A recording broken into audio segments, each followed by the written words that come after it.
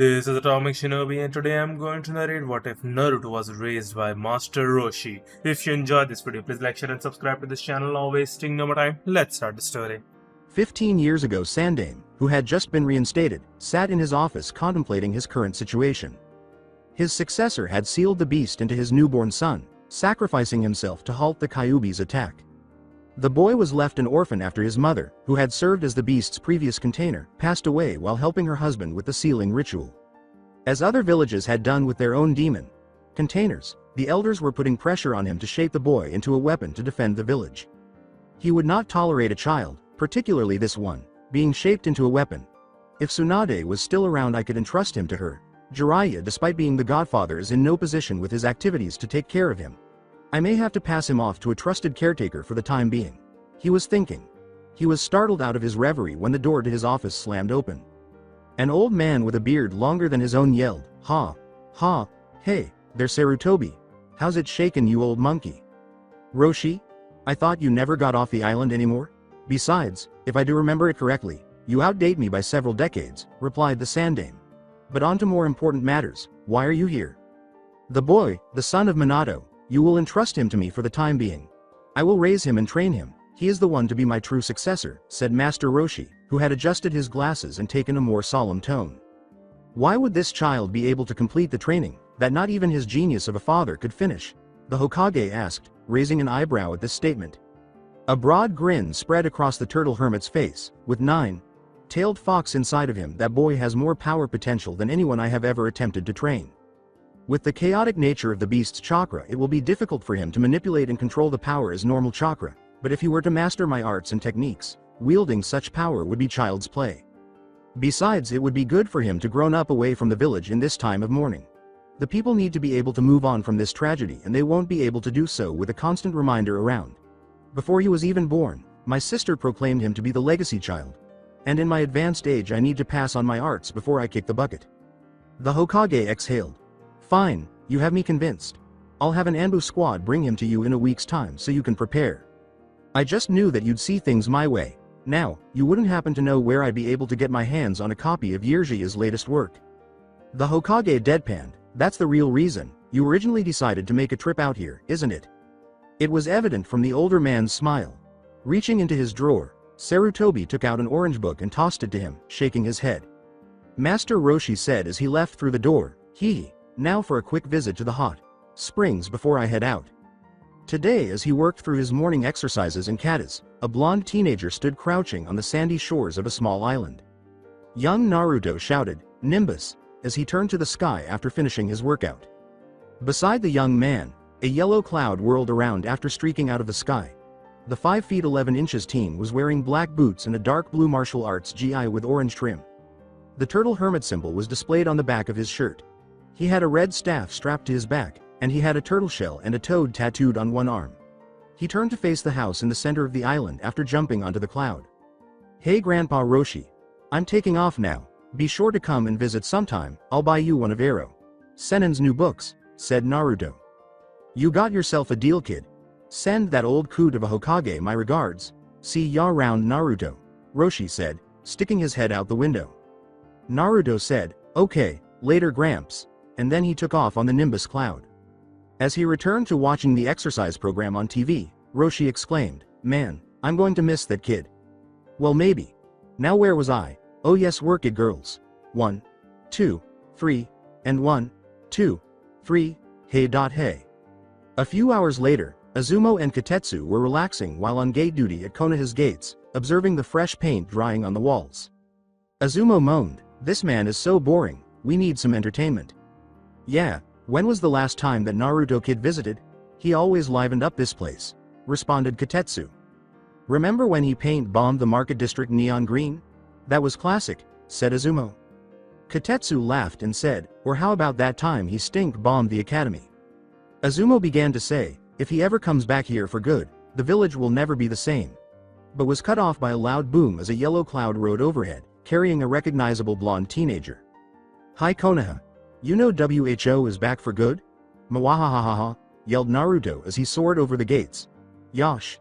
to the old geezer, Nimbus.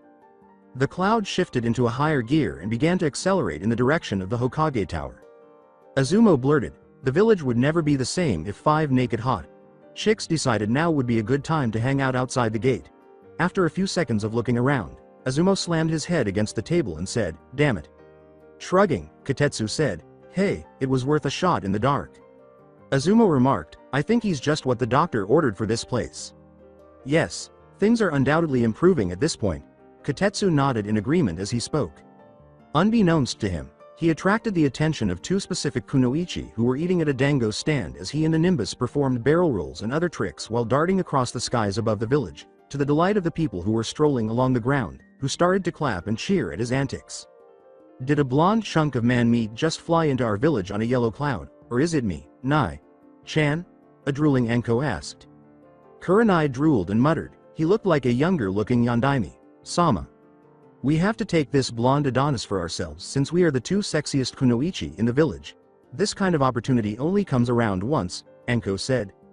I concur, Kurenai exclaimed, startling Anko because Kurenai is typically the sensible one who stops her man capturing plans. Anko quickly gathers herself to exploit the situation. So, we have to get ready to catch our prey. Before snatching Kurenai and disappearing through Shunshin, Anko said, let's go to my office down in T and I to find whatever information we can on this guy. Without even looking up from his book, the Sandame said, ah, Naruto, I've been expecting you, as he sat quietly in his office, enjoying his favorite orange book, when all of the papers on his desk flew in a sudden gust of wind. Report to the academy after grabbing the paper and forehead protector from the edge of my desk. Today, you will meet your sensei and be paired with your new team. You refuse to even look up from your porn to greet me when I return to the village for my first day of work.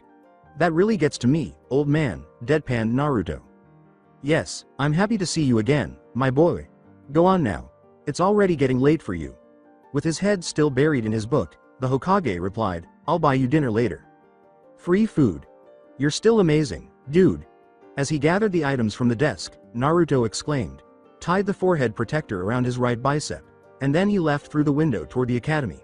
The Hokage looked up from his book toward the photo of his successor with a proud smile on his face as soon as Naruto left the window.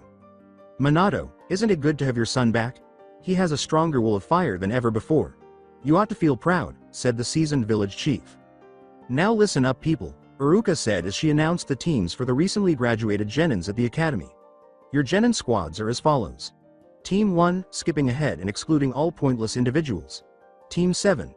Kakashi Hitaki, which consists of Sakura Haruno, Sasuke Uchiha, and Naruto Namikaze, and Team 8. Uruka. Sensei, excuse me. Sakura broke off, but who is our third teammate? The academy has never had a Naruto Namikaze. You must have done something wrong. Sakura, there are no errors. Your teammate's guardian, who also happens to be friends with the Hokage and a number of other high-ranking village officials, has taken him out of the village for private training. He has been certified and elevated to the ranks of the genin by the council and the Hokage. Oh, all right. Sakura muttered, sorry, as long as he's not dead weight, I don't care where he comes from. I've had enough of that already, a sullen Sasuke thought. We are now moving on to Team 8 Aburame Shino. These squads are yours. You will soon be picked up by your Jonin senseis. Uruka said, good luck to you all. When the other teams and Uruka left 2 hours later, Sakura and Sasuke were still waiting for their other teammate and sensei, and their annoyance almost reached a boiling point when a silver-haired man in a mask, wearing typical Jonin clothing, entered the room. The man was slack looking, with his forehead protector tilted to cover his left eye. Group 7. The man inquired.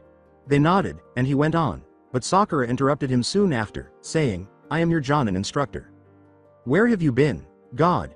You are more than 2 hours past due, Sakura screamed. If you two had any sense of awareness, you'd realize that your teammate and I have been waiting for you on the roof for more than an hour, he said, casting a bored glance at them both. Go to the roof now, please. He vanished in a cloud of smoke, and the 2 irate genins marched up the stairs to the roof, where they were seated opposite their superior, next to their teammate, and found their sensei and teammate reading a similar pair of orange books. Now that everyone has arrived, we can start by introducing ourselves. Kakashi said, you know names, likes, dislikes, hobbies, dreams, ninja skills, etc. Well, sensei, could you go first? Sakura inquired. Very well, my name is Kakashi Hitaki. I have a lot of likes, some dislikes. My dreams for the future aren't really relevant, and I have a lot of hobbies and skills, he he replied with a grin on his face. You only gave us your name and nothing else, Sakura screamed incredulously. Naruto nodded. Let me translate that for you. My name is Kakashi Hatake, I like Icha Icha Paradise books. I dislike people who don't let me read my Icha Icha. My hobbies are annoying people by reading Icha Icha in public, and my dream is for there to be an Icha Icha Paradise movie. Kakashi reprimanded Naruto, saying, Ma, you're ruining my mysterious persona. You wear a mask, you don't need the whole vague speech thing, Naruto said in a deadpan tone. Are you two already acquainted? Sakura inquired. No, we just happened to be neighbors at a Holiday Inn Express last night, said Naruto.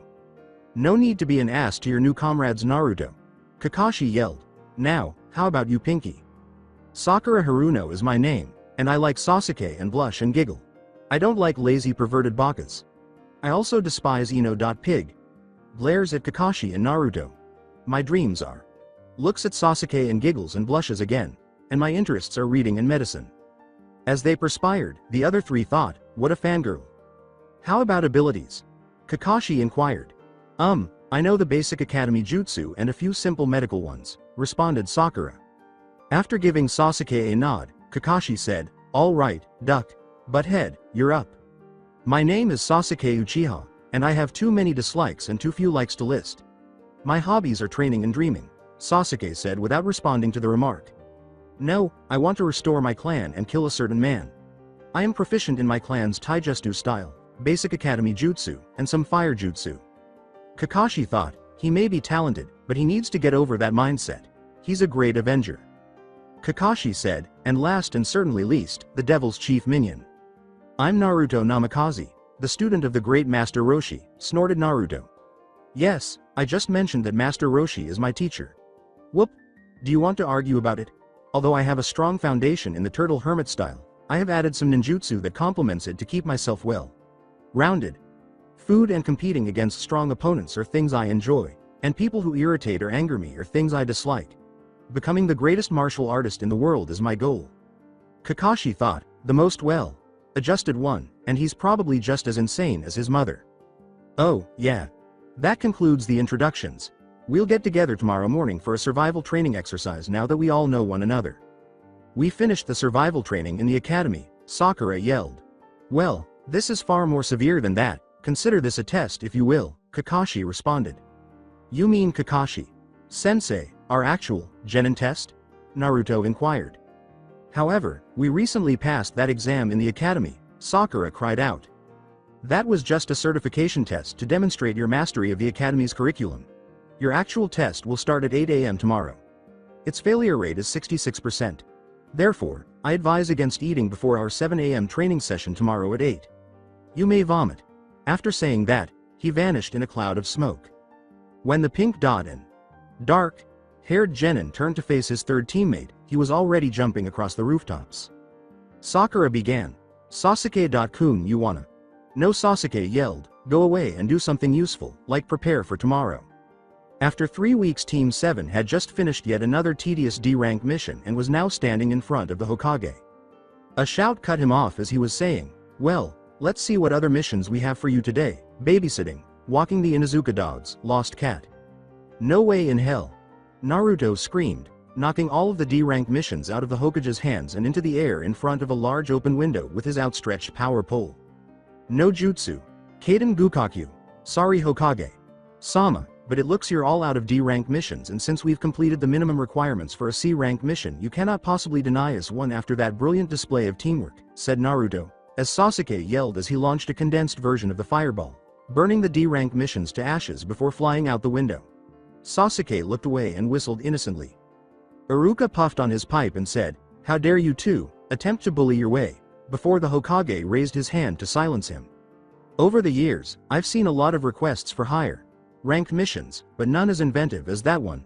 The Hokage smiled and said, in addition, I've been waiting for you to say something. Do you think my C-ranked escort mission should be enough, Kakashi? Taking a break from his book, the masked man said, yes, Hokage. Sama. The Hokage said, then bring in the client. An elderly man drinking sake and sporting a white-brimmed hat entered. This is the bridge builder Tazuna. You will escorting him back to his home in Wave Country, told the Hokage. Yes, I am Tazuna, the incredibly talented bridge builder. It will be your honor to take me home, Tazuna announced. Man, you smell like the extremely inebriated bridge builder. Naruto held his nose in response. Don't offend the client, Naruto. Kakashi gave the order, now prepare for a 2-week mission and meet at the gates in 2 hours. The team gathered the necessary supplies, met the client at the gate at the designated time, and left the village. Sakura asked both Kakashi and Tazuna questions about Wave Country and the purpose of the mission, and Naruto strategically interrupted at times with questions that were actually related to the mission. Sasuke listened for important information but remained silent as they went. After a while, the group passed a puddle in the middle of the road, and 2 men wearing metallic masks and chain-adorned gauntlets emerged from the puddle.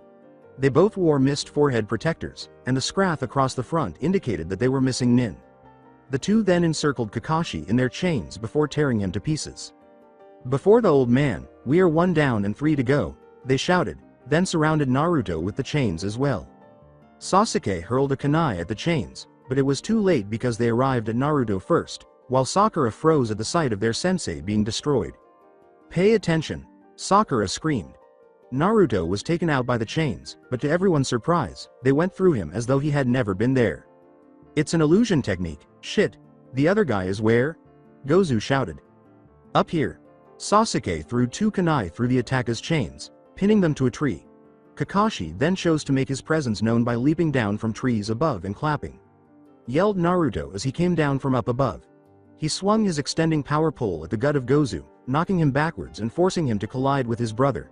In the process, he knocked them both out cold. Well done, you two. The C-ranked demon brothers are opponents of Chunin caliber, he declared. Kakashi. Sensei, I'm glad you're doing okay, Sakura cried out. Naruto remarked, he used substitution and hid to figure out their target.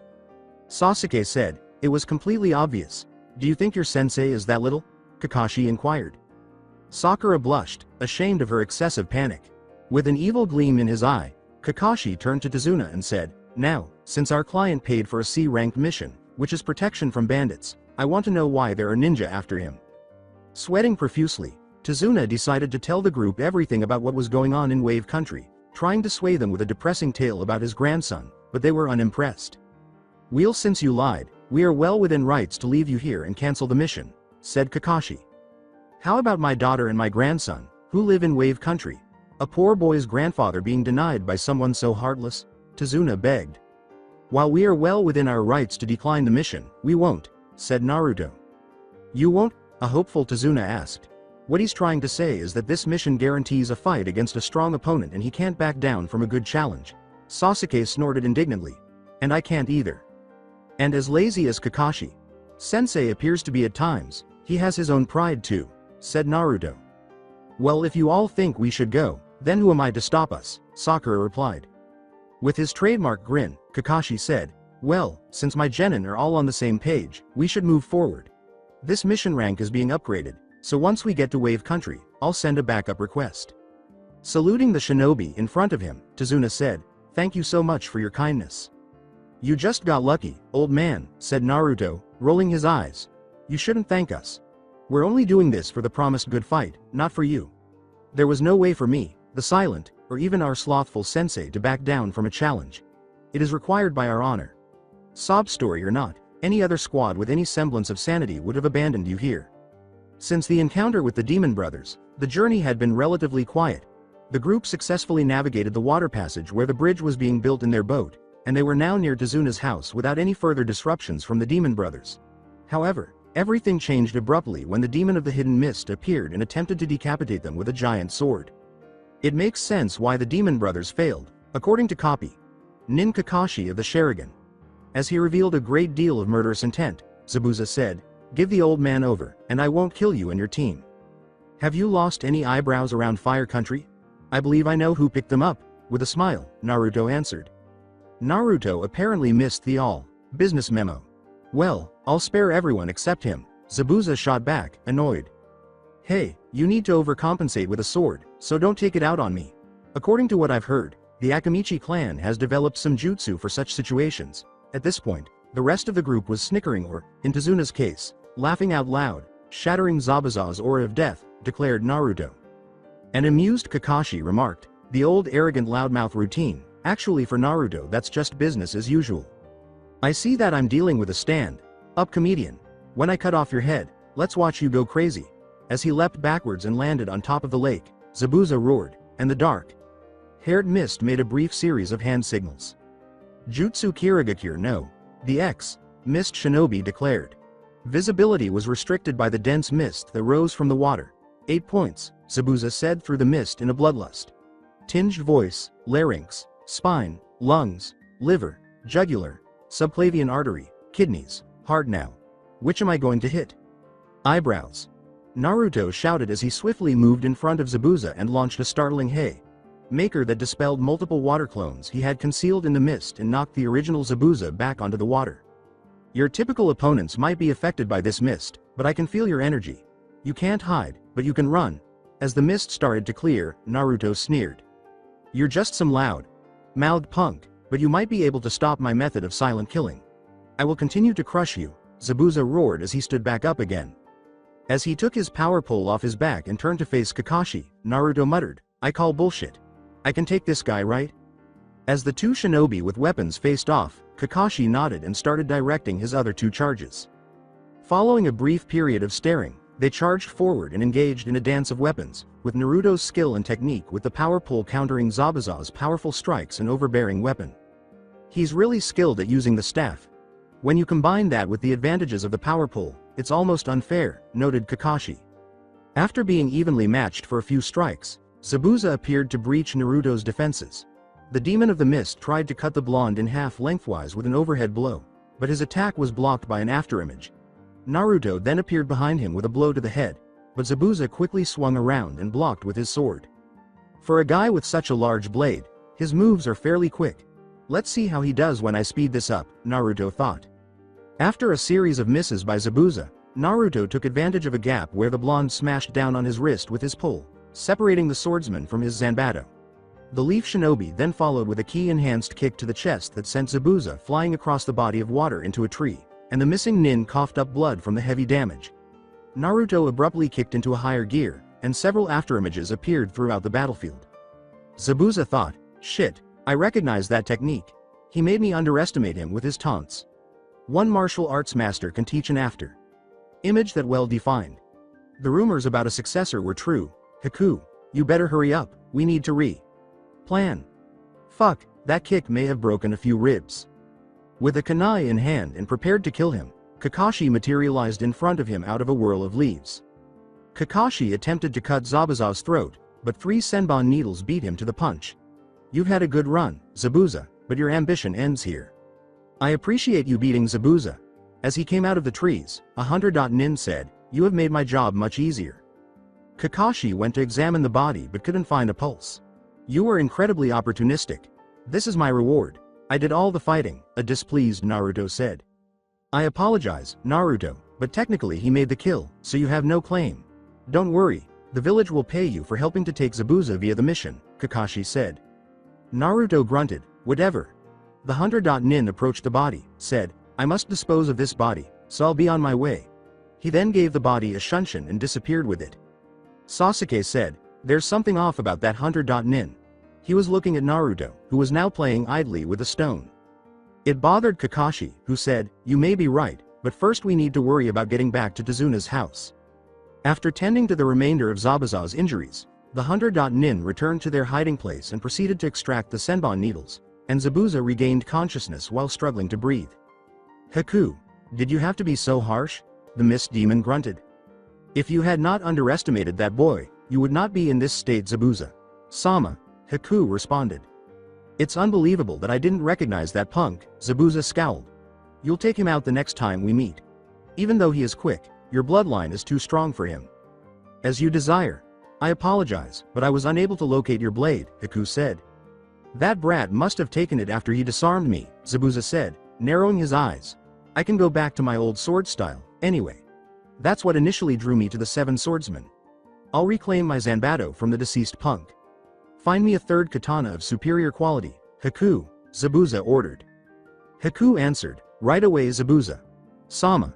An hour later, the team arrived at Tazuna's house, met his daughter Tsunami, secured the perimeter, rested, and met again the following day outside Tazuna's home.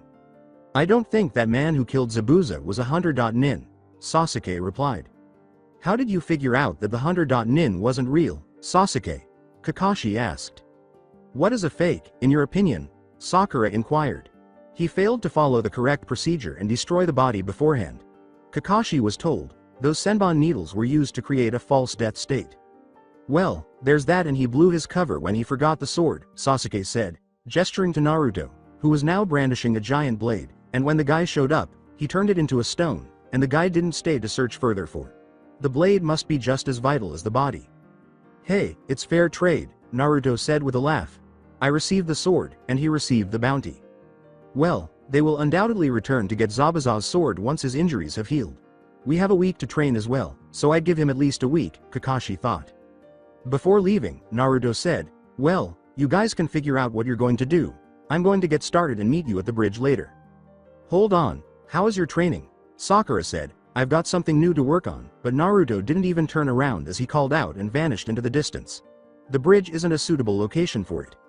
Sakura, if you would have paid attention you'd have noticed that whenever we train he's doing different exercises. Sasuke was deadpanned. The Kunoichi chuckled in embarrassment, my bad. Now that we'll be at the bridge, you two can continue honing the water walking exercises, Kakashi said, swiftly shifting the conversation to other topics. You will practice taijutsu with your Sharingan active, Sasuke. Sakura, you will practice the genjutsu I taught you and complete laps to keep increasing your reserves. The team went back to Tazuna's house for dinner after a good training day, and it was a pleasant, quiet meal until Tsunami's son, Inari, began to rant about how they were all going to die and that Gato was invincible. This Gato guy must be amazing, based on your description. I'd be thrilled to battle him. Is he large, then? Naruto asked. No, he's a short guy. Inari said, perplexed. Well, strength isn't always indicated by size. Then, he must be torn from rigorous training, Naruto went on. Tazuna responded, no, he's a bit on the portly side. Once Sasuke realized what was happening, he added, well, he could be master of jutsu and techniques. No, it's not at all like that. His army is enormous. Many men. He is invincible, Inari declared. Sasuke answered, man Gato sucks kid, you lied. Naruto deadpanned, even Sakura could defeat him if you got him in a one-on-one fight. Hey, Sakura shouted in defense. Please don't trivialize our pain, we've lost everything to him, bitched Inari. Everything? Naruto retorted, your grandpa is building a bridge to permanently put him out of business, while your mother is here preparing you nice, warm meals. No one is making light of your suffering, it's just that you're not being realistic about the situation, Kakashi responded.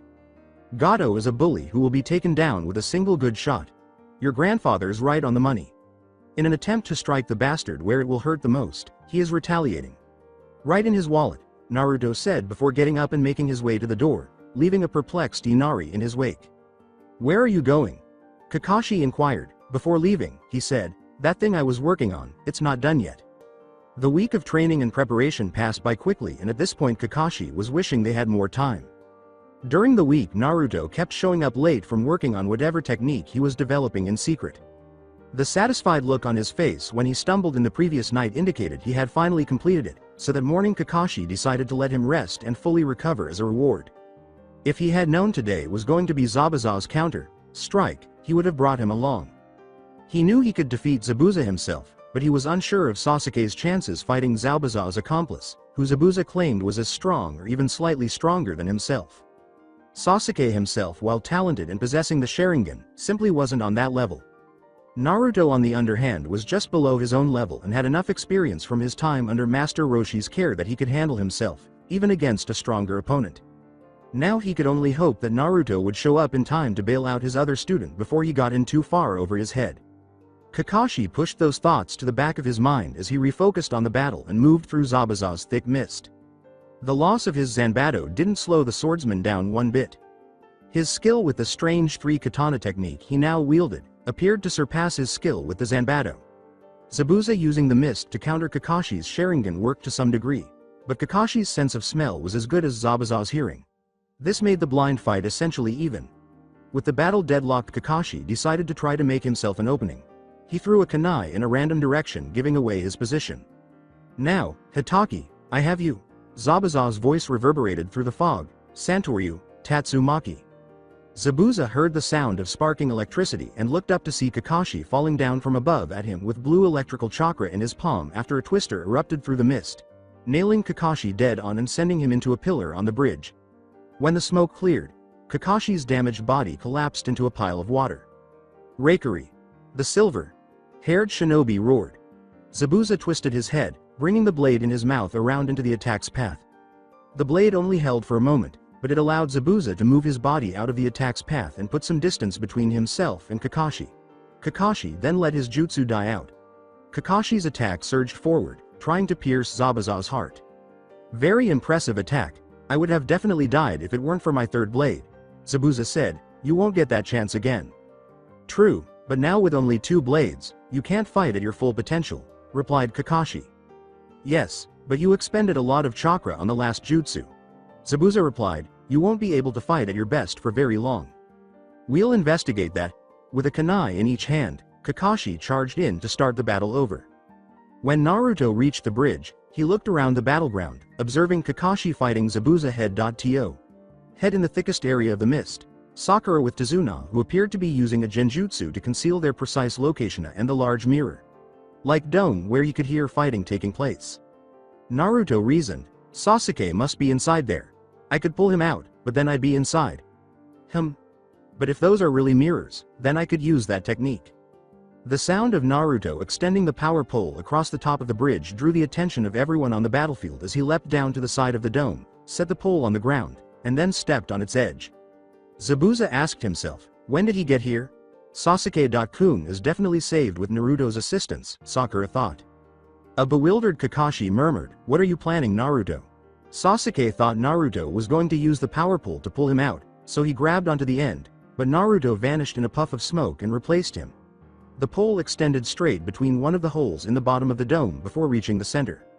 Very clever, he couldn't see inside, so he switched with the space at the end of it using the pole, Zabuza noted. Haku is still superior to that guy, even though he is a fairly skilled Kakashi. Haku is more powerful than I am in some respects, Zabuza said. Kakashi said, you'd do well not to underestimate Naruto again, as they began fighting again. You idiot, you only managed to trap yourself inside, Sasuke cried out. I have a way out, so don't worry. Additionally, you expended a lot of chakra here, so take it easy. It seems to me that these two are the least of our issues. Naruto responded with a shout. Sasuke retreated to where Sakura and Tazuna were so she could tend to his wounds, thinking, don't get killed in there, Uzumaki. I'm not sure what he was thinking when he put himself in such danger. What makes Sasuke-kun believe he can do it on his own if you can't defeat him? As she healed him, Sakura babbled, I mean. An agitated Sasuke snarled, shut up. Styles make fights, and Naruto is a different kind of fighter than I am. You should trust him if he has a plan. This finally made Tazuna stop talking, and she let out a sigh of relief. It will be my responsibility to defeat him from the outside if he fails, Sasuke thought. Haku thought, I let him let the other escape, it will be in vain no matter what. In my death trap, it would be a worthy sacrifice to replace your comrade. But that escape route will only be effective once, Haku said. After Haku stopped launching needles, Naruto jumped into action, creating multiple afterimages in front of the mirrors. When he attempted to strike what he believed to be the real Haku, he was struck in the side by multiple senbon and flung to the ground. Haku then proceeded to throw more senbon needles at Naruto, who went on the defensive and twirled the power pole to deflect the attacks. I'm still faster between these mirrors, even though he is really fast, Haku thought. Your speed is impressive, but it is still no match for my technique, Haku said. Naruto said, I figured that, as he took the needles out of his body. I just needed to test your technique before I implemented my real plan, taking advantage of your one critical flaw. And what's that, too? Haku asked. Naruto began, placing his hands in a triangle in front of his face, a dome full of ice mirrors, but it's still a dome full of mirrors. A star flare. Haku was blinded by the bright flash that bounced off all the mirrors. My eyes! The androgynous nin screamed. After the reflection subsided, Naruto opened his eyes below and saw that, because he had lost focus, there was only one Haku left in the mirrors. He charged forward and threw a enhanced punch that knocked Haku out of the mirror and sent him flying across the bridge while the other mirrors broke. He did it! Sasuke and Sakura thought. Damn it, Haku! Zabuza thought anxiously. A clapping sound on the other side of the bridge interrupted Kakashi's thoughts. Now what will you do, Zabuza? Zabuza released his mist, revealing Gato and his army of thugs. Well done. I don't have to pay these people anymore. When I'm done with you, I can kill the baby demon and his brat. Gato roared, laughing. How about our agreement? Zabuza cried out. This is just good business, nothing personal. Gato laughed. Zabuza moved to stand next to the copy.nin and said, well, it looks like we aren't on opposite sides anymore, Kakashi. As he surveyed the army, Kakashi said, they aren't skilled, but they have numbers and we have wasted a lot of chakra already. Naruto and Sasuke moved forward to stand next to Zabuza and Kakashi after Naruto had returned the knocked-out Haku to Sakura and Tazuna. Sasuke said, take out the head and the rest will fall easy. Zabuza said, yeah, but how? You have to go through all of them to get to him. Naruto then took the stage. Taking a stone out of his pouch, he said, stand back, I'll do it in one shot, turning it into Kabikari Hocho. Zabuza threatened, you'll be going back that after is this all over, brat. Naruto smirked and held his hand palm up in the air, the blade resting flat on it. The blade levitated and then spun horizontally, making a buzzsaw sound as a yellow disk of energy formed in its path as it gained speed. We'll see, he said. That's unbelievable. Zabuza yelled in shock. So that's what he was working on, Kakashi thought, because the blade rotates so quickly that my Sharingan can hardly keep up. The light show is nice, but it won't frighten us away. Launch an assault. Gato gave the order. Disc Destructo. Guillotine design. Naruto screamed. Gato could only stare in horror as the attack was launched forward, cutting straight through the charging men in the center of the army before his head was severed and the blade turned and flew off into the distance. The others stared at Naruto in shock as he muttered, I think I could have used more rotation. Zabuza suddenly snapped out of his amazement when he realized his sword was gone. Brat, you had better know how to find my blade, Zabuza shouted. Slow down. In any case, it was better for you to fight with the katanas. They're more adaptable. Naruto muttered the final line to himself, I'll replace your broken one. Even though 3 blades still make it look like you're overcompensating. Zabuza's blade is not the only issue we face. Even though you defeated Gato, Kakashi noted, the majority of his army is still there and isn't fleeing. As promised, the thugs had reorganized and appeared poised to cause trouble. We'll kill you and seize this town since you destroyed our meal ticket, called out the Mercs group. When the group turned around, they discovered Inari and the other villagers armed to the teeth with whatever they could find after an arrow was suddenly fired and landed in front of the thugs. You must pass through us if you want our town, the villagers let out a roar. No issue. Everyone looked to see Naruto engulfed in a white aura powering up some attack, and when he started speaking, his voice had a distinct edge to it. The army of thugs had been about to charge forward, but were stopped in their tracks by an incredible killing intent. You have until the count of 3 to leave this town before I blast you all into oblivion. Ka. Me. Ha. Me one. Naruto exclaimed, causing the bridge to tremble with his energy output. I believe he's gone insane. Sasuke screamed as he fought to maintain his position. Return to the villagers in retreat. We will be caught in the backlash at this range if he fires that from here, Kakashi shouted. Tazuna was kneeling and praying back next to the villagers, saying, Kami, if you allow my bridge to survive, I swear never to drink again. Zabuza simply drove his blade into the ground and smirked as he stood there. He'll do it, no doubt. He's playing a bluff, one thug yelled, and the energy ball in Naruto's hands suddenly tripled in size. 2. Let's get out of here. He's not wasting any more time. As they scurried off, some even jumping off the bridge to swim away in retreat, the thugs roared. When the thugs started to back off, Naruto let his attack fade and shut down, leaving the villagers in disbelief as Kakashi praised his student for a masterful move. Nice bluff, Naruto, you even had me convinced with that Kamehameha, Kakashi replied. Zabuza clapped the blonde on the back and roared with laughter at this point. He wasn't bluffing, he would have fired if they hadn't retreated. I didn't realize a tree giant like you had it in you, but you're not a bad kid. Naruto gave them a serious look in return, then smirked and shook his head. I thought we were on the same level going in, but the gap between our abilities is far greater than I could have imagined. He's almost like him in terms of skill at that age. I've got to find a way to close the gap in skill level. Sasuke stood off to the side, frustrated. Even with the Sharingan, he would pound me into the ground right now. If I can't be the elite of my own age, how can I ever hope to compare to him? What will we do regarding you and your minion? Asked Naruto, nodding in Haku's direction. Well, since they didn't actually hurt us and weren't our enemies, we could let them go, Taking the easy route, Kakashi said, it's not really our responsibility to take them in either. That somewhat shortens them. They are excellent fighters. I doubt that the village has a swordsman on par with Zabuza. And the idiots in the council are constantly searching for new bloodlines to sell to the village's patrons, Naruto proposed. Oh my god, just stop there. How are you going to let us enter your village? He is an accomplice of mine, and I am a high-ranking missing nin, Zabuza clarified. Well, as I previously stated, you are an extremely valuable fighter, and any information you share may be helpful. Naruto retorted, our spy network has been really shady ever since the third Mizukage took over. Plus your companion isn't registered as a missing nin, so he could slid in easy, said Kakashi. I have an in with the Hokage, so worst case scenario, he does some magic with the paperwork, you have to take a new identity, ended Naruto. Okay, we're in. Zabuza confirmed.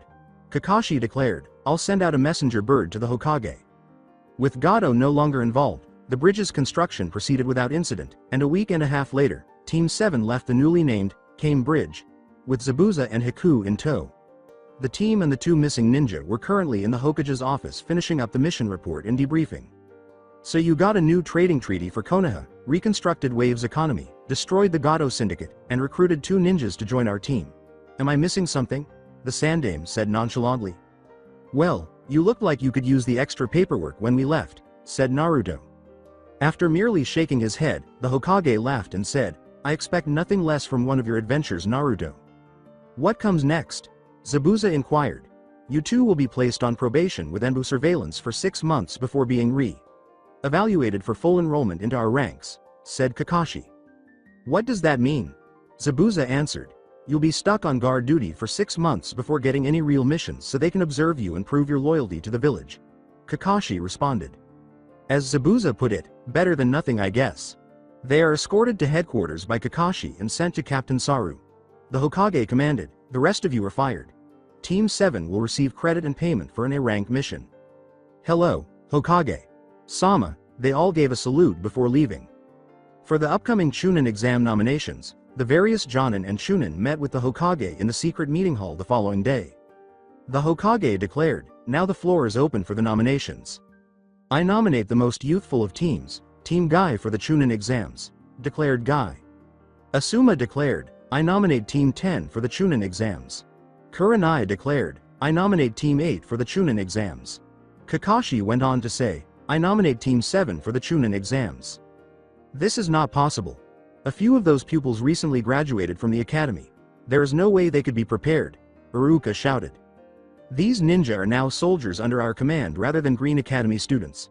They possess the necessary skills. Kakashi calmly answered, I'm pretty sure that one of my students could even pass the Jonin certification right now. One Jonin blurted, so, the Uchiha prodigy is really that talented. No, did you miss it? He also has the child of the Turtle Hermit on his team. On their final mission, the man fought Momochi Zabuza to the death. Even got him to join the village, and Anbu standing beside him responded. Your concerns are duly noted, Iruka, but as you can see the Jonin instructors have the utmost confidence in their students, as should you, said the Hokage. Iruka said, yes, Hokage. Sama. Aside from that, Anko became bored and started bugging Kurenai as the other Jonin continued to present their nominations before the Hokage went into further detail about the tests. I told you, you should have traded the Hyuga and the Mutt for the Hunk and the Fangirl, said Anko. I'm happy with my team as is. Kurenai responded, besides, if we had him, you'd bother us all day and we'd never get anything done. We would at least have made our claim by now. There will be more competition as a result of all the foreigners taking the exams. This is a serious matter. Kurenai looked around and saw Asuma smoking a cigarette, Kakashi reading his porn, and Gaia shivering. I mean, just look at the pathetic fools you have to choose from in this village. Kurenai said, okay, don't worry, I have a plan. Her expression was resolute. An evilly smiling Anko thought, this must be good, usually I'm the one who comes up with the plans. Following the conclusion of the meeting, the two Kunoichi moved to the opposite side of the room, where Guy, as usual, babbled on about something while Asuma and Kakashi ignored him to enjoy their porn and cigarettes, respectively. I presume that you haven't yet informed your teams about the tests. To announce their arrival, we ought to organize a large gathering. They will appreciate seeing some people they know taking the tests. Kurenai suggested, they can ask us questions to get different perspectives on how to prepare. At this statement, Anko's evil grin widened, but no one saw it. What a very young concept. All of your rookie teams can look up to my seasoned team as their role model, Guy cried out. Asuma remarked, sounds like a good idea. I don't know, Kakashi said after giving it some more thought. Naruto is the kind of guy that can turn a simple meal into an adventure, and the majority of my team isn't really the social type. Sasuke would only see them as enemies to scout. As he pursued the tiger that had taken his lunch during his training, the blonde man, who was currently in the forest outside Konoha, sneezed. Come on back here, I waited all day for that fucking ramen, Naruto screamed. Common Kakashi, this is a great opportunity to showcase your valued pupil. Asuma continued. Kamai is aware of how much you boasted about the child before he even joined the ranks. Yes, and it's possible that your esteemed student will become my youngest student's lifelong rival, Guy said. Kakashi thought to himself, note to self, keep Naruto away from Guy and his mini.me. Okay, let's do it. Before they all left, Asuma established the meeting place, saying, we can meet up tomorrow after lunch at Training Ground 14. After having his lunch stolen by wild animals during his training in the woods over the previous few days, Naruto decided to eat lunch in the village to avoid the trouble with the animals, and the following day he marched into a busy dango stand in the afternoon, hungry. A ravenous Naruto contemplated, one of those was Akamichi barbecue too. Who knows when I'll be able to score some from their compound before it's all gone. To place his order, he approached the counter directly and said, please, I'll have a triple special. The waiter pointed to a purple-haired woman in the corner and said, sorry, but we're out right now, that lady got the last of it. You'll have to wait an hour and a half for some more, he said. I'm running out of time. Why are you leaving so quickly? Naruto demanded. Before leaving the counter to tidy up some tables, the waiter deadpanned, we're catering an Akamichi function today. The thought crossed Naruto's mind, damn what to do. That lady has a lot, maybe I'll swipe some and leave some cash, what harm could it do? In the blink of an eye, Naruto sped off, snatching up a bag and shoveling in a bunch of dango before slipping some cash into the woman's pocket and driving away. The woman didn't pay much attention to him until she reached down for her next stick of dango and discovered that there was only one stick left. What the devil? With a savage twinkle in her eye, she rose to her feet and said, you're stealing my dango? You're going to pay for that, boy. With snakes slithering out the sleeves of her trench coat, she devoured the last stick in a single bite and then sped off after her prey. Come on boys. Lunchtime has arrived. Naruto stopped when he got to the edge of Training Ground 14, hopped into a tree, and started eating his freshly purchased lunch because he was running late for his meeting. Savoring each bite, he said out loud to himself, this village really does make good dango. His eyes widened as he turned back to find the purple-haired woman from whom he had stolen the dango, but he had to tilt his head to the left to avoid a kunai that was flying through the air and embedded itself in the tree trunk behind him. I'm telling you, nobody takes my dango, she screamed at him, hardly controlling her urge to spasm her mouth.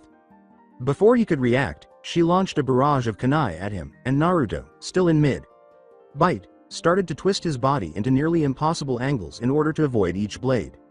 Remain motionless and accept your penalty like a man, she screamed and then reappeared right behind him, kunai to the throat, snakes poised to sink her fangs into him. She tried to cut his cheek, but instead she found herself holding an afterimage, and when she looked up, she saw him standing atop the trees above her, throwing a new stick of dango at her, which landed sideways in her mouth. After taking a bite, she exclaimed, nice throw. It won't save you, though. When Naruto finally managed to swallow, he said, hey, I covered the cost, for the sake of trouble, I even left some extra. Just look in your coat pocket on the left. Kakashi and the others had finally reached the meeting location when they were interrupted by a different voice that said, Anko, please stop attempting to kill my student. Counting the cash she discovered in her pocket, Anko totally disregarded him. Oh, he paid double, she said, then reappeared directly behind Naruto, this time giving him a back hug and consuming the dango he had just been eating. Can I keep this one? He's loaded and loves dango, she shouted. Stop harassing the genin, Anko, Kurenai demanded. Avoid feeling envious. Anko offered to share him with you in exchange for a nominal fee. She said, hardly, but she was really upset inside. It was my plan, I should get to make the first move, she said. One pale-eyed boy recognized Naruto and started to shake with rage, while the others just stared at them in confusion. That's you. The person who greatly embarrassed the Hyuga clan. I will exact our retribution, he shouted before assuming a stance. You guys still pissed off about that underwear incident? Naruto replied with a smile. The foolish old fart who thought I should be appreciative that a commoner like me could bring goods to such a noble clan is to blame. There is nothing particularly noble about a clan that continues to dress in tidy whiteys and other similar attire. But I was careful to wear gloves. It appears from the stains you guys had that you do more with your eyes than just that elegant taijustu. Neji. How very old you and your clan are. Lee yelled in surprise and pointed the finger accusingly at his teammate. There are many more honorable ways to enjoy youth's spring, my troubled student. Let Lee and I demonstrate how to enjoy youth in the right way, Guy added. Nearly everyone in the clearing snickered or burst out laughing at this statement, while Hinata simply passed out and Neji flushed with shame and rage. This humiliation will not be forgotten. Neji swore inwardly as he tried to appear completely unaffected and uphold proper Hyuga decorum. Asuma kicked off the meeting's serious business after everyone had stopped laughing. We've nominated all of you for the upcoming Chunin exams. He then gave each team a briefing, saying, it's up to each of you individually if you want to enter. If you would like to take the test, these are the entrance forms. As she distributed the entrance forms, Kurenai said, you must bring these on the day of the exam in order to be admitted. Awesome. It appears that we will soon be moving up in the ranks, Kiba cried out. It should be mentioned that almost every applicant fails their initial Chunin exams. On their first try, only the very best make it, Kakashi suggested. Naruto deadpanned, well, there better be some more of the elite at this exam or I'll get bored. Ino shot back, what makes you think you're such hot stuff? Snorted Naruto, please. Get on my level, there's not even a comparison to you and me, with how far I'm above you. Only the Jonin here could beat me, and for the ones that could it would be close. Master Roshi doesn't exactly train weaklings like the academy does. I mean just look at the gap in skill between the first-year students and the rest of you rookies. It's not even close except for Sasuke. In order to acknowledge the supreme flames of youth team Guy possessed, Guy and Lee started bragging about how young Naruto was. The air was suddenly filled with another voice. Oi, brat, spar, now, they all exclaimed as they raised their heads to see Zabuza perched atop a tree at the entrance to the clearing. Naruto grabbed an exam paper from Kurenai and tossed his dango bag to Anko, saying, hell yeah. Get ready for another ass beating Dabbeo. Instead, you can keep the rest, he shouted as he ran out of the clearing after Zabuza. Excitement, comedy, and dango. All in all an excellent first date, replied Anko. Everyone looked at her as if she were insane. Before she vanished in a cloud of smoke, she pouted, like you losers could ever understand. As the meeting went on, Shikamaru muttered, this is going to be a pain. We have to deal with an opponent who can keep up with one of the 7 swordsmen. When Naruto walked around the village the following day, he saw a large number of shinobi and foreign citizens. Look at all of these jerks. With all these tourists, I suppose exam season really does boost business, since I assisted Ero Sennin with his book signing back in Suna. I haven't seen this many people. That makes me think that he might also be present because of the upcoming tests. Where can I find him now? After a few minutes, Naruto turned a corner and saw 2 Suna ninjas holding up a small child while 2 other kids stood nearby, begging them to release their friend. The male Suna nin, who was holding the child, grinned and said, time to teach a little punk like you some manners. Another child begged, Konohamaru didn't mean it honest. The blonde girl next to him said, just let it go, Kankuru. Kankuru gleefully replied, no way, I've been itching for some fun, I agree. As he moved forward, Naruto said, should have listened to the lady. You must be pretty pathetic if playing with makeup and beating up little kids is your idea of fun. Kankuru looked at Naruto and asked, who asked you? Probably just some muscle-bound thug. No brains, just brawn. Naruto suddenly swung his hand forward, grabbing the child. He set the child down on the floor. Kankuru stumbled, duh. That kid? How did you get him? No longer was Naruto listening to him. You alright kid? Naruto inquired. As his friends gazed at him in wonder, Konohamaru babbled, yeah that was totally awesome. How did you do that? Can you teach me? You should. Whoa. Slow down kid. I was just teaching Makeup Boy their lesson. It appears he doesn't even recognize me, replied Naruto with a smirking face. Temari and Kankuro suddenly went pale. You're that crazy kid who hung around Gaara. You made him even scarier than before, said Kankuro. Made who even scarier than before? Came out of nowhere in a raspy voice.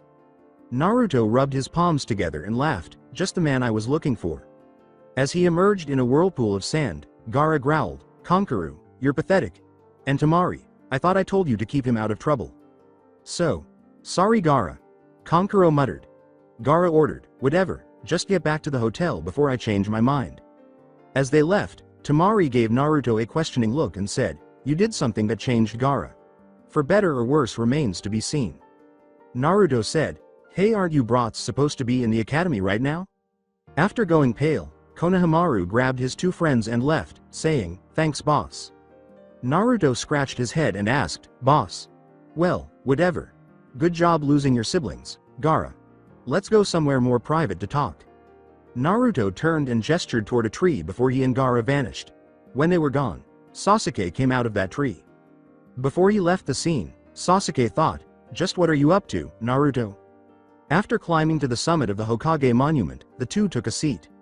From here, no one is close enough to listen in good, Naruto replied. So how goes your operation in Suna?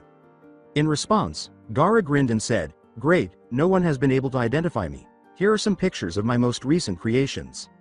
Naruto couldn't control his laughter as he browsed through the pictures. Oh man, these are classic. Paint bombing Anbu headquarters, clogging the toilets in the Cage's office with sand, and spreading his underwear all over the village. I knew I was right in making you my apprentice. You'll never be caught because you scare everyone away with that insane Shukaku gag. This is genius, laughed out Naruto. Gaara cleared his throat to get his focus back. Gaara was holding his out expectantly when Naruto turned around. As he reached into his pouch for a well-known orange book to give to Gaara, a thought flashed through his mind. Oh, don't worry, I didn't forget about you. The latest from Arrow. Sennin himself, got it via Toad this morning. That reminds me I have to deliver the old Dotman and Kakashi the latest copies, replied Naruto. Before putting the book away, Gaara held it in a reverent manner for a moment. After that, Naruto spoke to his friend in a serious tone.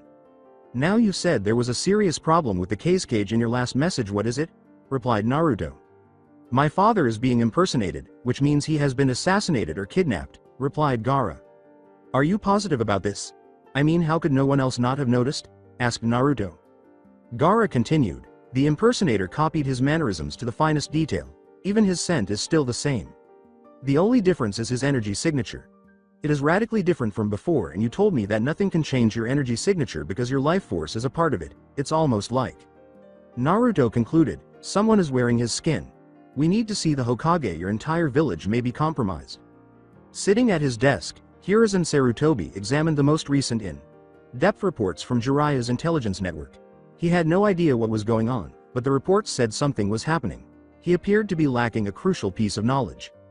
The Hidden Sand Village instantly starts to do the same thing after the new Hidden Sound Village first ramps up, as if they're going to war before just shutting down. Is it possible that they will go to war with each other? These patterns are illogical. And we still haven't discovered that intelligence leak. A knock on the door cut short his thoughts. Ah, Naruto, I did not know you were acquainted with the youngest son of the Cage. Now what seems to be the problem? The Hokage said, smiling warmly at the two young men in front of him as Naruto and Gaara entered his office, turning his attention from the reports on his desk. Actually, you did know we were acquainted. Gaara's our guy inside the Cage's office and we've got trouble, said Naruto. The old man gasped in surprise and dropped his pipe when Gaara told the Sandaime everything he had told Naruto. Sarutobi said, it couldn't be that fool. Naruto asked, so, why did the snake take over the Sand Village? The Hokage stated, he's not trying to take over Suna, his eyes now resolute. He's just stealing their forces. What you two have just revealed to me is S-class information not to reveal to anyone unless I deem it so. I need you both to keep your eyes peeled during the exams for anything else that may help us and report it back to me. We have a leak and I'm going to start cutting his flow of information. Both of them said, yes, sir. Gaara questioned, what are we going to do about my village? Nothing can be done now. If we try to do something before he exposes himself, your village may suffer more damage than just losing a Cage. We must wait for the right time to act, said Sarutobi. In that sense, he might have been helpful to us. Father was a really bad father and leader, Gaara thought. You were just thinking he did you a favor by killing your old man, weren't you? Said Naruto. Sarutobi laughed when Gaara failed to respond in a way that would have shown him respect. He dismissed them, saying, have a nice evening, boys. Naruto took a scroll out of his pocket and threw it to the Sandaime as they turned to go. Before the two left the office, he said, for your paperwork breaks. When Sarutobi opened the scroll and took out the well-known orange book inside, he developed a fierce, determined expression. I will survive this war if only to see what happens to Hikaru and Makoto in the sequel, said he. A white-haired man sneezed from behind a wall of a bathhouse. Naruto, hardly able to control his excitement for the impending tests, strode with confidence towards the academy building. He chose to wear his fighting gi in a dark blue color with a power pole strapped to his back and a back undershirt. He could see Sakura and Sasuke waiting for him as he got closer to the doors. Naruto exclaimed, "Let's do this," as the two walked into the building together. Sasuke said, "This oughta be good." Sakura added, "Let's all do our best." A small group of genin and shunin were idly chatting on the first floor as they entered the room. Without even noticing the feeble genjutsu on the second floor that had captured a group of genin in its grasp, the three hurried up the stairs and headed for the third floor. Their sensei was standing off to the side, reading his orange book idly, as they got closer to room 301. Sakura shook her head and said, "You really need to find yourself a girlfriend, sensei. There's no help for him, he's gone too far down the path of an arrow." "Sensei. No woman will touch him now," said Naruto. "And here I come to congratulate my precious students on getting into the exam, and this is the appreciation I get," Kakashi said with a sigh. Sakura raised an eyebrow and said, "What do you mean congratulate on getting in?"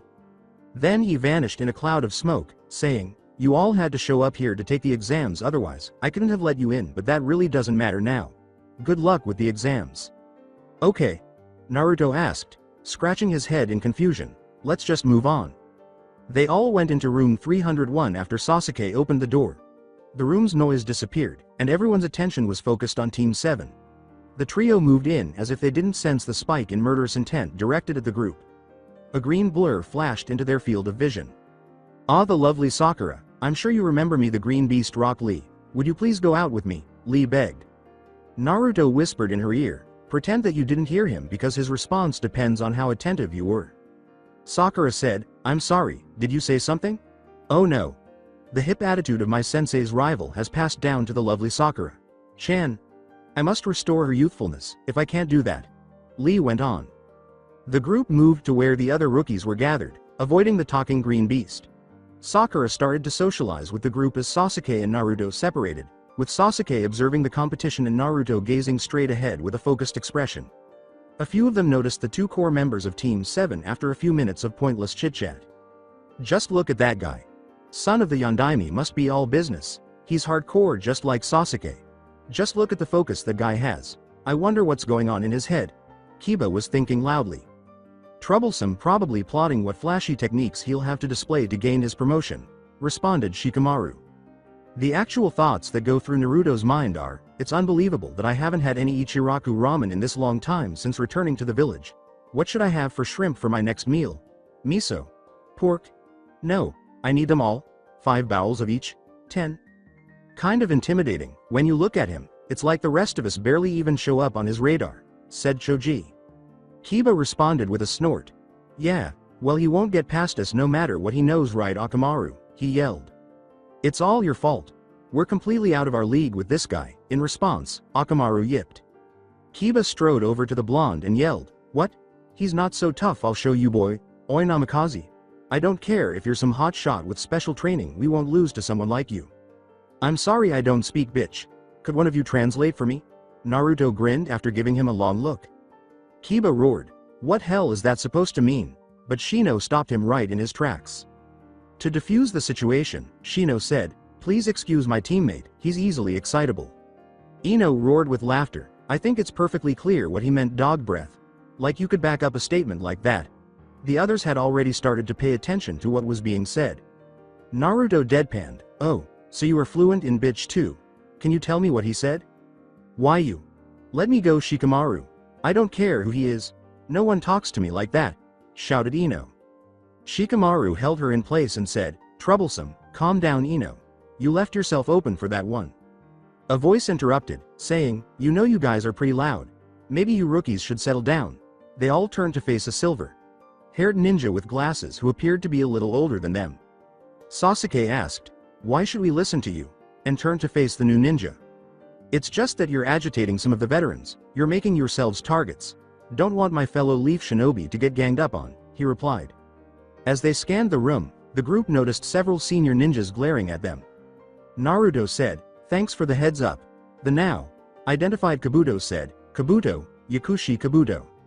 Sasuke questioned, aren't you a bit old for these exams? According to Kabuto, I'm something of a veteran. This is my 7th time. 7th? Exclaimed the group.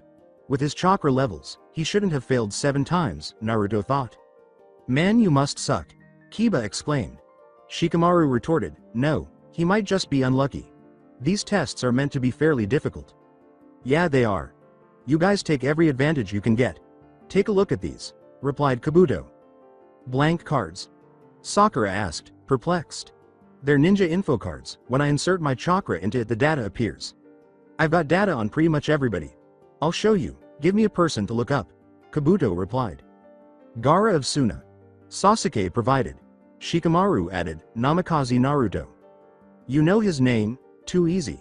Let's see here. Sabaku no Gaara, Genin of Suna. Teammates are his siblings Sabaku no Kankaru and Sabaku no Damari. 10C ranked. 2B ranked. 1A ranked missions. Has mastery over sand. No other skills known. He's returned from every mission completely unscathed. Pretty impressive, replied Kabuto. Fortunately, he is unaware of Gaara's actual abilities, so the only information he has about me comes from my missions. Even so, Naruto reasoned, that is too much information to be out there for someone I don't trust. Naruto swiftly grabbed Kabuto's next card as he was drawing it, put it back in his deck, and crumpled his own card into his fist. Then, with a pulse of ki, he destroyed the card in his hand. Puzzled, Kabuto pulled up the information and said, this doesn't seem to be right? Naruto replied, looks like you lost my information, too bad. How in the world did you come across info like this? Asked Shikamaru. So you noticed it too, Naruto reflected. I'm an aspiring medical ninja and my father is the head of the hospital. Gives me access to tons of data on the competition. The downside is time spent learning various medical techniques has hampered me in other areas. Hopefully I've evened my skills out enough to pass this time, replied Kabuto. There's nothing wrong with saving lives instead of taking them. Perhaps your skills may save some of our lives someday, said Naruto. As Naruto slowly moved away from them, the other genin continued to question him. He conveyed a message to Gaara by making a few distinct gestures. It was far too convenient for you to come and greet us. Who are you, Kabuto Yakushi? Do you really go by that name? Naruto thought. The doors flew open, and a group of chunin entered the classroom where the genin were strewn about, followed by a man wearing a black trench coat.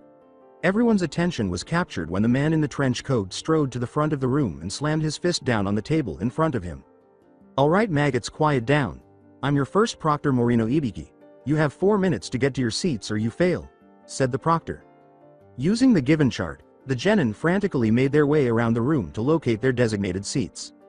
3 minutes later, everyone had taken their seats.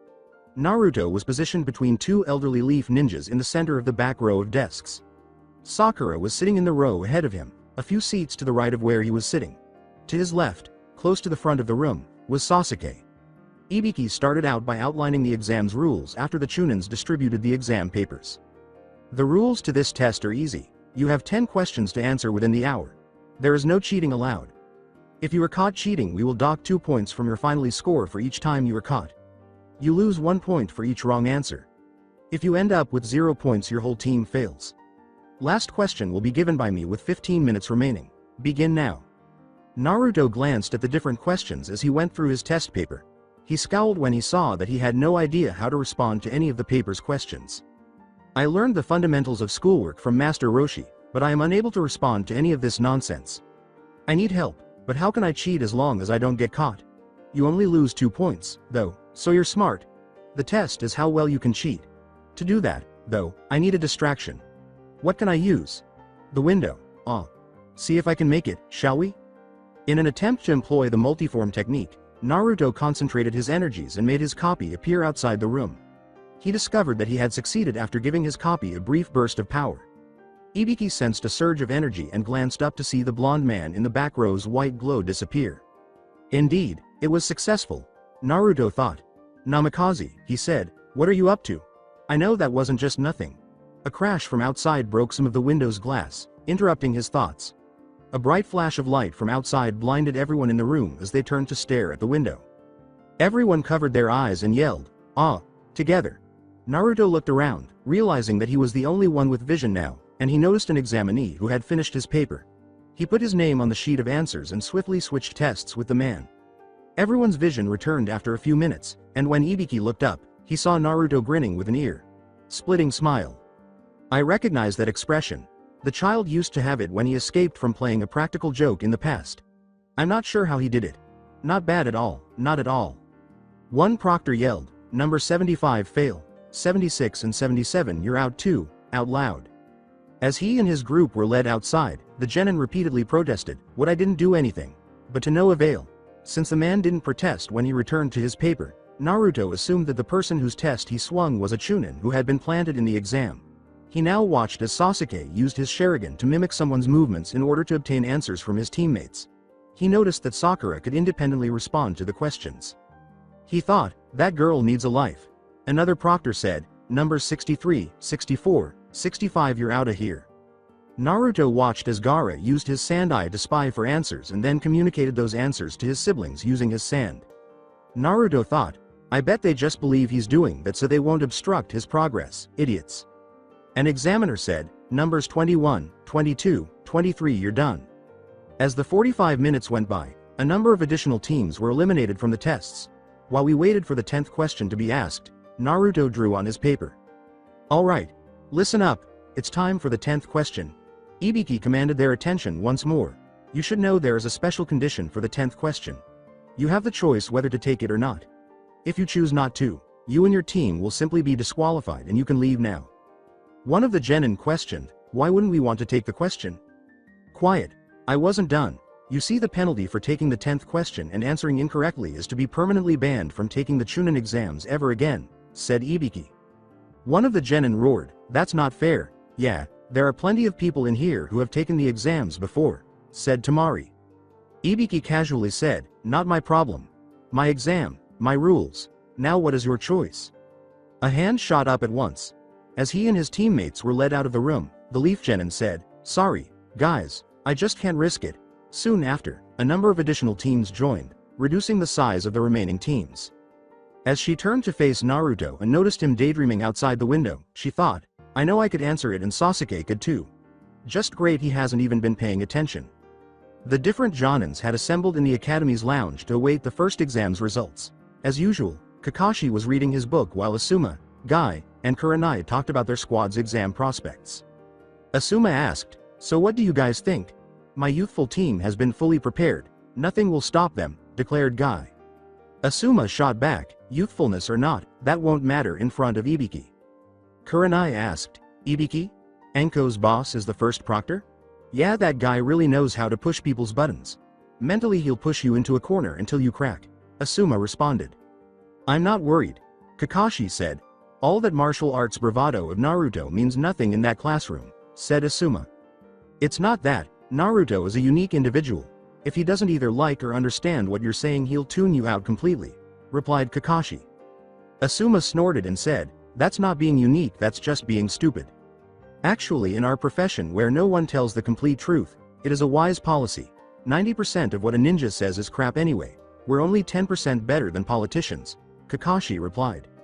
It wasn't just Sakura who saw Naruto having fun. Ibiki called out to everyone, focusing their attention on Naruto. "Hey, you there in the back. Do you really think this is the time to be daydreaming? Before saying, 'I'm sorry,' did you need something to wipe your mouth clean from all that bullshit you were just spewing?" Naruto poked his pinky finger into his ear as though to clear it out. The expression on everyone's faces was, "Did you really just say that?" Ibiki smirked and said, "Maybe the pressure has gotten to you. You should give up. You think this is a joke? Your career is at stake here?" Naruto casually retorted, "You know you should see a doctor about that. Crap is supposed to come out of the other end." His response caused the other genin to chuckle, which helped to diffuse the tension in the room. Ibiki thought, "Just great, the asshole ruined the atmosphere I created." No one else chose to resign after this, so Ibiki revealed the 10th question. "You all pass," he said, pausing for dramatic effect before adding, "Okay, the 10th question is." While Naruto and Gaara gazed at him with bored expressions that said, "Really?"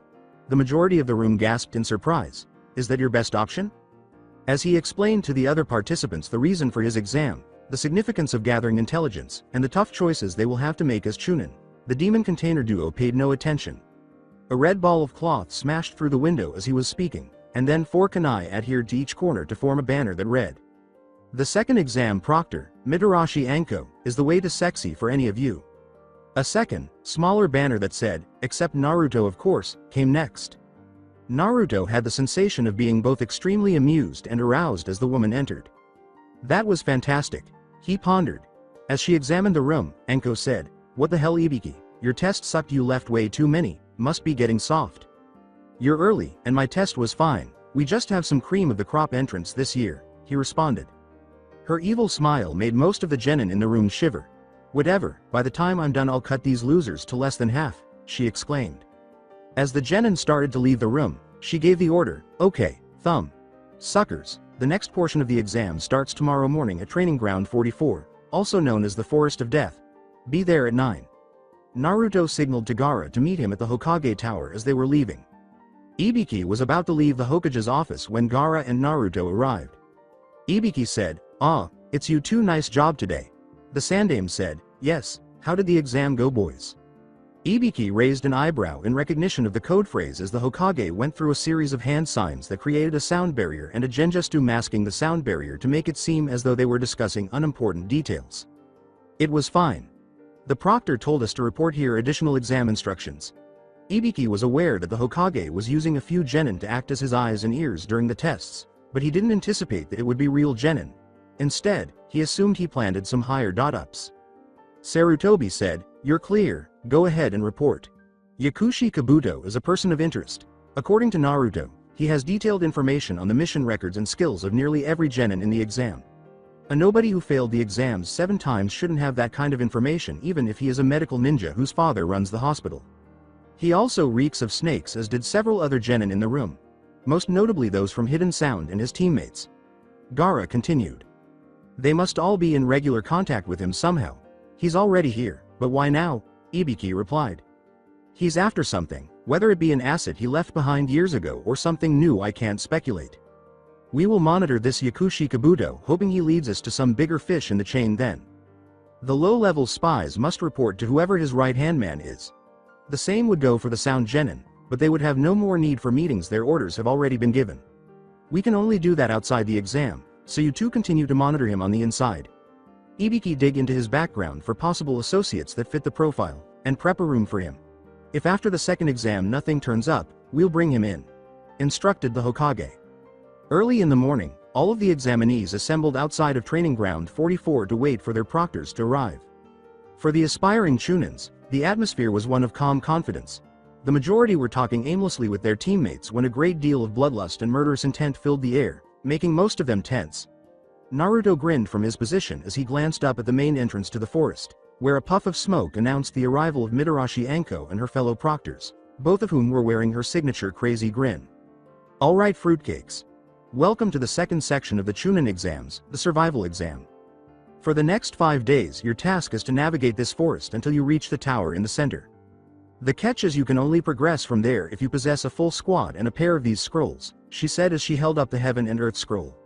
Each team will be given either one of the scrolls. You won't know which team has what. You have 5 days, as I said before. If you show up without both scrolls, less than a full squad, after the deadline or you open the scrolls before reaching the tower, you will be disqualified. What about food? Asked Dame Genin, who had brown hair. It's a forest, you can hunt the animals and eat from the plant life. Also, before we begin you all must sign waivers in order to participate in this exam. After your team submits all their waivers, you will get your scroll, said Anko. A sound kunoichi with blue hair questioned, waivers for what? A broad, insane smile appeared on her face as she said, for when you die of course. Little genin like yourselves have been known not to survive this next part. We have made sure we're not liable. So many ways for you little shit stains to meet your demise. She continued, listing the different ways that genin had been killed during the exam over the years. Some of the genin shuddered in terror, while others grinned at the ingenuity of their forebears. The other proctors began handing out the waivers after Anko had finished amusing herself by leaving them permanently scarred. As they awaited the waivers, Sakura asked her teammates, so what's our plan? I have a friend from another squad we are going to meet up with on the inside. We'll explain the rest of the plan from there, said Naruto. Sakura said, who is it? To him. It's that redhead from Suna, isn't it? Gaara was it? I saw you guys the other day, Sasuke responded on his behalf. Naruto rolled his head to the left, causing Sasuke to notice the sound genin listening in on their conversation. Yeah, we saw you as well. Along with those weak sound ninjas that were trying to spy on us. Those guys were so weak I figured they weren't worth the time, said Sasuke. The sound ninja's fists clenched in rage. When the waivers came for them to sign, the ninja finally turned his focus away from them and said, "What do you expect? An upstart village like that must only have weaklings." Before heading to the little tent erected outside the main gate, Team 7 hastily signed the waivers. After receiving their scroll here, they went to Gate 37. They sensed a chakra flare a few minutes later, indicating that the exam had begun. All squads entered the forest as the gates opened. The different Jonin, Sensei, Anbu, and Proctors were now in the observation room inside the tower in the middle of the forest. It would seem reasonable to assume that these senior ninjas got together to watch their students, to see the abilities of the newest generation of exceptional ninja, or possibly to select their next group of recruits for their divisions. The increasing amount of cash on the main table, however, conveys a different message. 1,000 on Team Kakashi, 1,000 on Team Guy, 1,500 on Team Kakashi, 1,200 on Team Baki, 1,250 on Team Guy, 1,100 on Team Kakashi. Guy exclaimed, "Asuma, how youthful," in surprise. "What? I'm loyal to my squad, but I'm not dumb." Asuma took a drag from his cigarette after answering.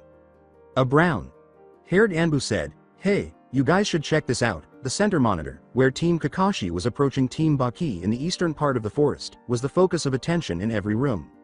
"Alright, looks like a heavyweight is about to go down. What the hell, are they teaming up?" yells a confused Jonin. Anbu yelled, "This is so not fair." Asuma snickered and gloated, "I hope they don't thin the herd too much." Asuna Jonin commanded, "You have to change the odds now." "No way. Teaming up is a legitimate strategy. Don't try and pussy out just because the squads with the two highest ranked applicants decided to join forces," stated Ibiki. At Gaara's command, Team Baki stood calmly in the clearing. Gaara ordered his siblings to follow him as soon as the test began, and they did so without protest. Gaara abruptly stopped their progress at the edge of a clearing and told them to wait after they had been moving swiftly through the forest for a few minutes. Kankuro became agitated after a few minutes of silence because he wanted to know what they were anticipating but also didn't want to annoy Gaara. Instead, he chose to bother his sister. He whispered to her, "Hey, what are we waiting for?" His inability to remain silent caused her eyebrow to twitch in frustration. "Does it look like I'm giving the orders here? He's probably tracking someone. Use your brain, idiot," Tamari replied. Ignoring her insult, he replied, "That's good. Maybe this will be over quick." They were distracted by the sound of someone coming into the clearing. Gaara remarked, "Took you long enough." As Team 7 reached the meeting spot, Sasuke and Sakura trailed behind Naruto as he strode out in front of Gaara.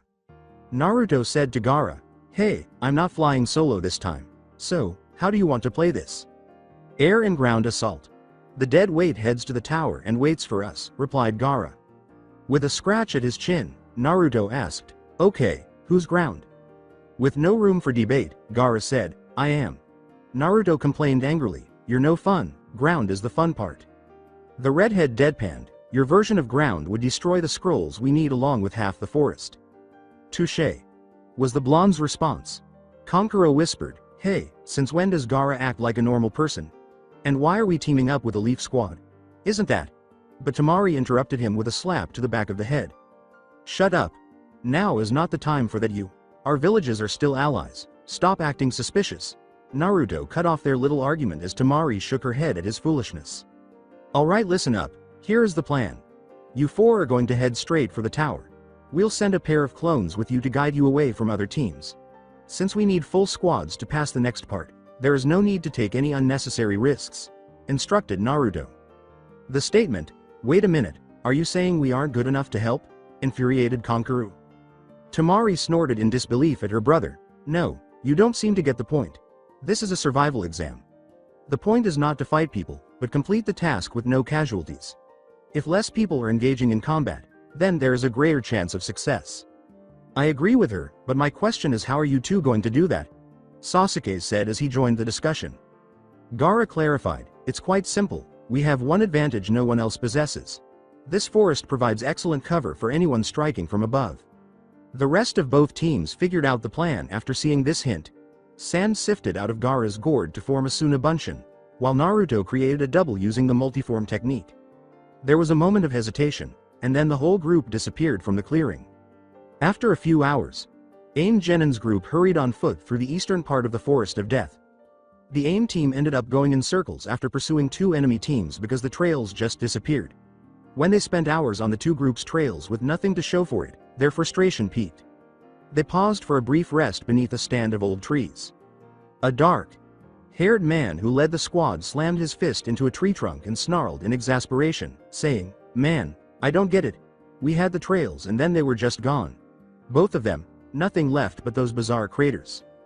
As he was cleaning his sunglasses, his silver-haired teammate added, "We still have no idea what could have caused those things." "I do. Everyone get down," exclaimed the squad's brown-haired female. The three of them immediately fled the area, seeking refuge in the surrounding bushes. The spot where they were standing was destroyed by an explosion as soon as they hit the ground. "Nice catch, Kala." "What was that? A high-grade explosive tag?" the leader exclaimed with relief.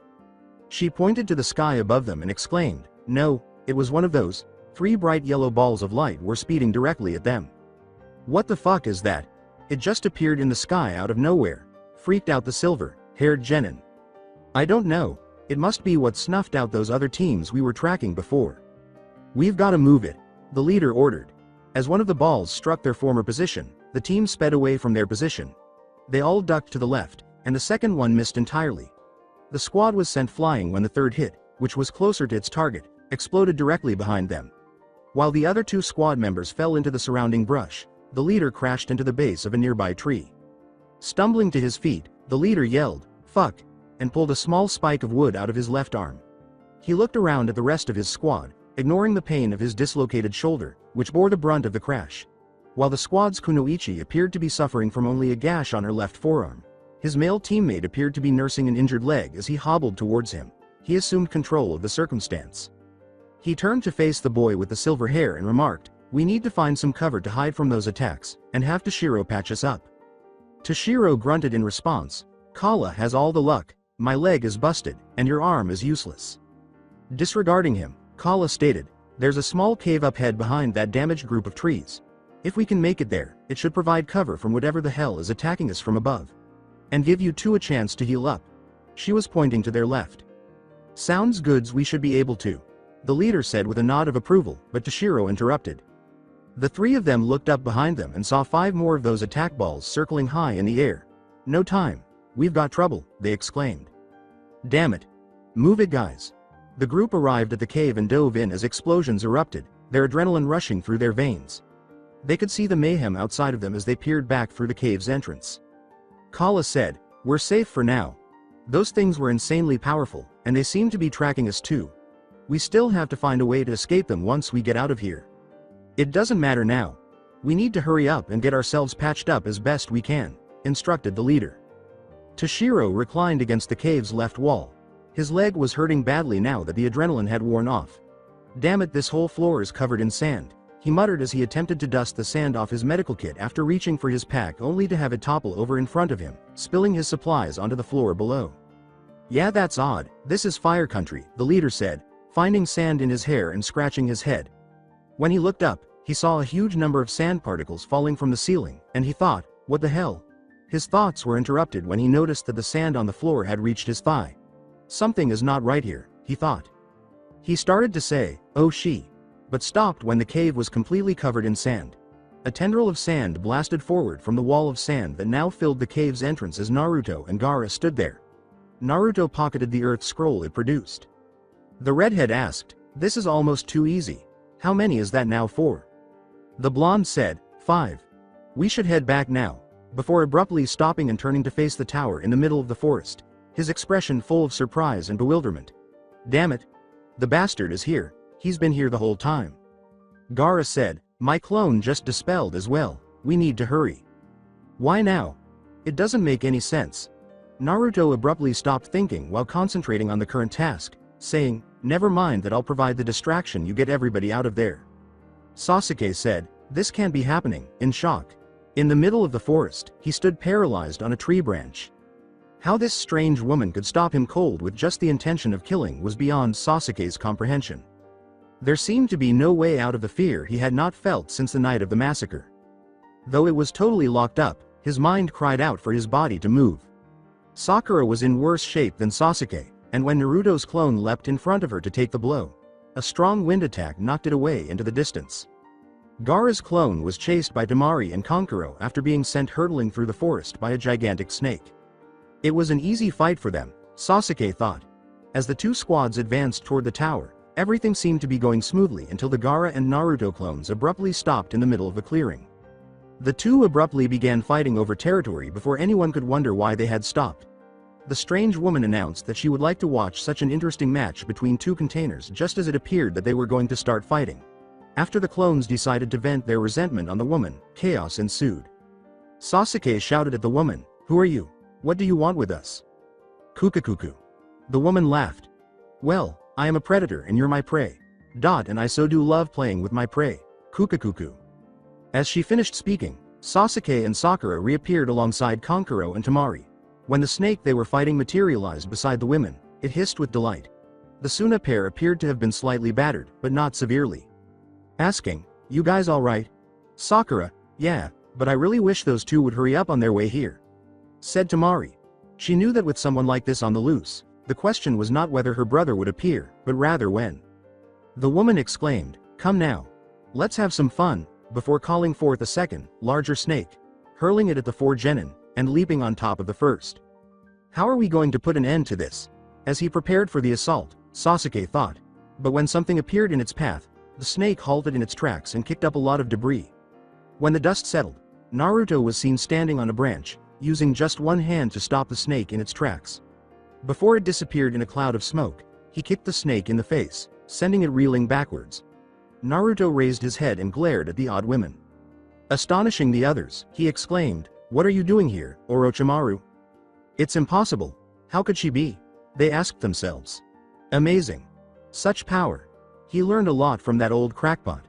I have to figure out how to get him too, so Orochimaru thought. Leering at Sasuke and Naruto, the gender-challenged abomination licked its lips uncomfortably and said, "So you recognized me, Naruto-kun, and such power you displayed just a moment ago. So intriguing." It raised its hand and gradually removed its skin, exposing Orochimaru's true face. Guys, keep your guard up. Orochimaru is known for capturing and experimenting on ninjas, especially those with bloodlines or extraordinary abilities. It's the main reason he was forced to flee Konoha as a missing nin. Most likely he's here for one of his Sasuke, to turn us into lab rats to discover the secrets of our abilities for himself. Sasuke clenched his fists in rage, and Sakura went pale with fear. So those three old fools have informed you well about me. Well boy, let's see what you can do. Orochimaru was sent flying through the trees by Naruto's roundhouse kick after he abruptly appeared in front of the cunning Sannin and delivered two quick punches. As Naruto followed, he watched as the body turned to mud.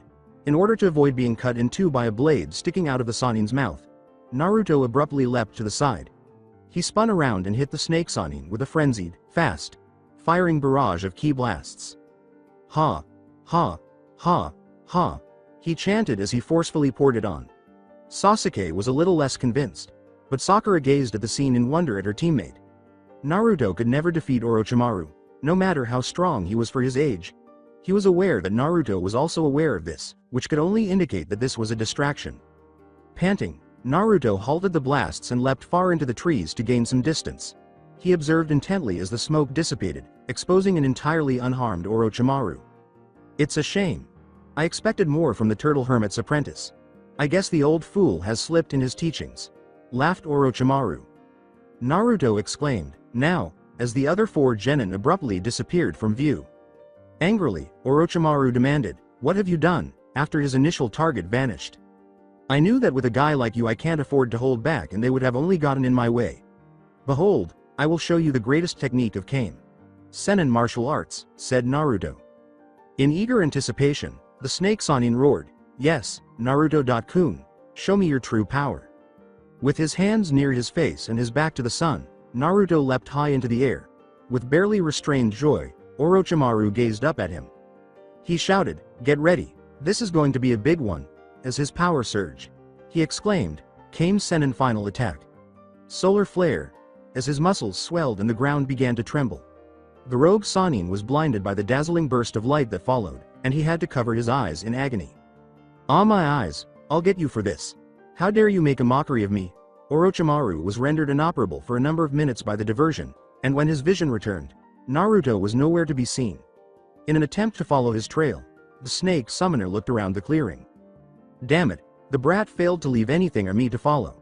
I didn't get to mark either of them to enable capturing at the least. No matter, I can still do it at a later time. The Sannin then disappeared from the area. Gaara's sand helped Team 7 and the Suna siblings emerge from underground a short while later. I can't believe that actually worked. I thought he would figure out where we were hiding for sure, sighed Sakura. He would have expected us to run. This was a much better plan, said Gaara. What do we do now? Temari asked. We've got the scrolls already, and the tower is close by.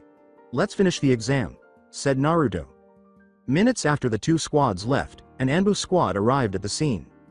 The leader in the monkey mask looked around and said, "This is the location, but he's already gone along with whoever was fighting him."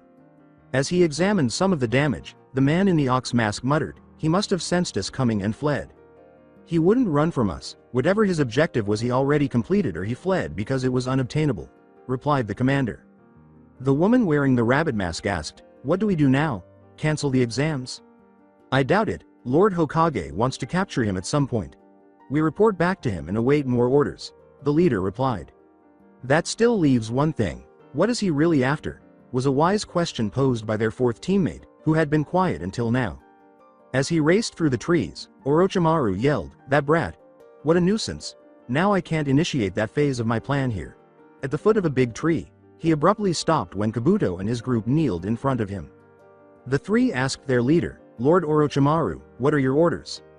"Roshi's brat prevented me from completing my first objective, so I'm revoking the first set of orders. We'll have to go with one of my contingency plans a month from now. Spread the word." "Yes, sir," was their reply. He briefly restrained Kabuto prior to their departure. "Kabuto, why was your information on the Konoha container so lacking? He is much further along in his training than your information suggested. He is certainly no match for me, but his level is on par with yours. There is no real documented information on him. All of his files are merely watered-down reports passed down by the Hokage. I doubt any real documentation on his abilities exists." When Orochimaru began laughing excitedly instead of reacting with the expected anger, Kabuto was taken aback. "Kukuku. So, it seems Sensei has done well to hide his trump card. Well played, old man." "Well played," Orochimaru said. The two teams activated their scrolls to finish the test after entering the tower. After arriving, most of them parted ways and rested for a few days as they awaited the conclusion of the second part of the test.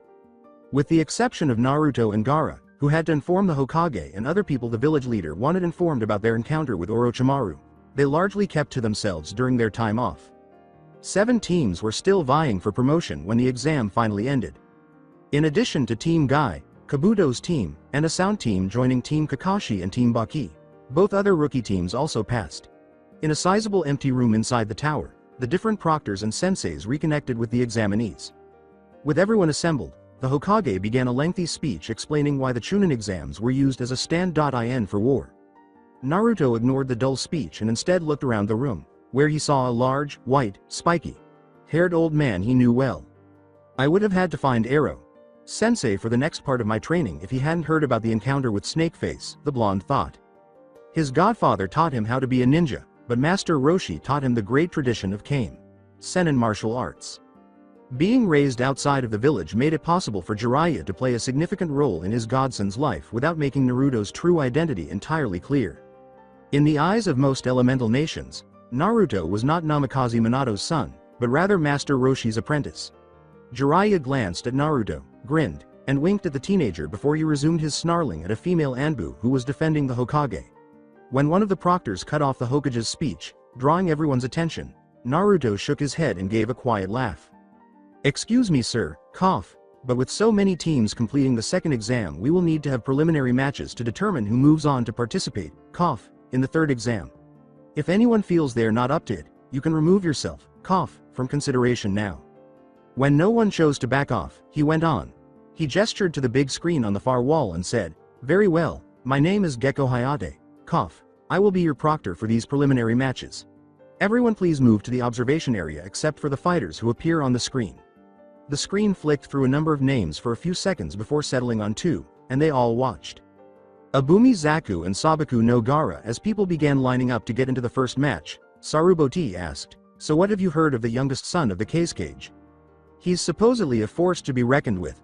Not every day you get to see a genin who can take A-rank missions and return completely unscathed," Jiraiya said, raising an eyebrow at his sensei but deciding to comply after getting a subtle nod. And overhearing Orochimaru found it hard to suppress the smug smile that was starting to form on his lips as Sarutobi and Jiraiya talked about a variety of subjects that they knew to be either out of date or just plain bullshit information. The Snake Sanin was so conceited that he didn't even think about the fact that the two were just repeating back what his own spy had inserted into Yirjia's spy network in order to keep things looking nice. As he pretended to read his book and tried to keep up with the byplay, Kakashi thought, "This is the reason why Jiraiya Sama is more dangerous than Orochimaru. You have to always look beneath the surface when dealing with Orochimaru. Jiraiya Sama, on the other hand, requires you to look beneath the underneath, which is already beneath the underneath. There must be a more effective way to put that." As usual, Guy decided to start a conversation whenever Kakashi's thoughts strayed onto the path of life by asking, "Isn't that right, my eternal rival? This time, I could give him a bone." "Nope," Kakashi thought. Did you say something?" Always with the hip attitude. "Why must you torment me so, my eternal rival?" shouted Guy. The brown-haired sound ninja stood composedly on the floor of the makeshift arena, his arms hanging at his sides. His eyes were full of self-assurance. The redhead's body language quickly annoyed him as he looked down at his opponent. Gaara appeared bored as though he was there to count the sand grains in his gourd. Zaku tried to get him excited. "Gaara of the desert, huh? Looks like your dad must have fabricated that reputation for you. You're nothing more than a mascara-wearing loser." "Gaara, please don't cause an incident." Tamari, Kankuro, and Baki all went pale, assuming the child had simply signed his own death warrant. Gaara casually retorted, "Mother has no need for the blood those who wet themselves." Kiba blurted, "Holy crap," as Akamaru snarled from inside his jacket. This guy pissed himself before the fight even started. Everyone's attention was drawn to the wet spot on Zaku's crotch right away. They all found it difficult to contain their laughter. Additionally, Zaku received 3 spikes of killing intent from his fellow sound ninjas. "Huh. That was excellent. He never planted the fake pea, as far as I could tell," Naruto thought. "After I've blown you away, you won't be so arrogant. You'll pay for this embarrassment." Zaku, who had no idea, thought it all. The match began when Hayate lowered his arm and yelled, "Begin," before leaping back out of danger. Zaku waited for Gaara to initiate contact by crouching in an aggressive position with his arms in front of him.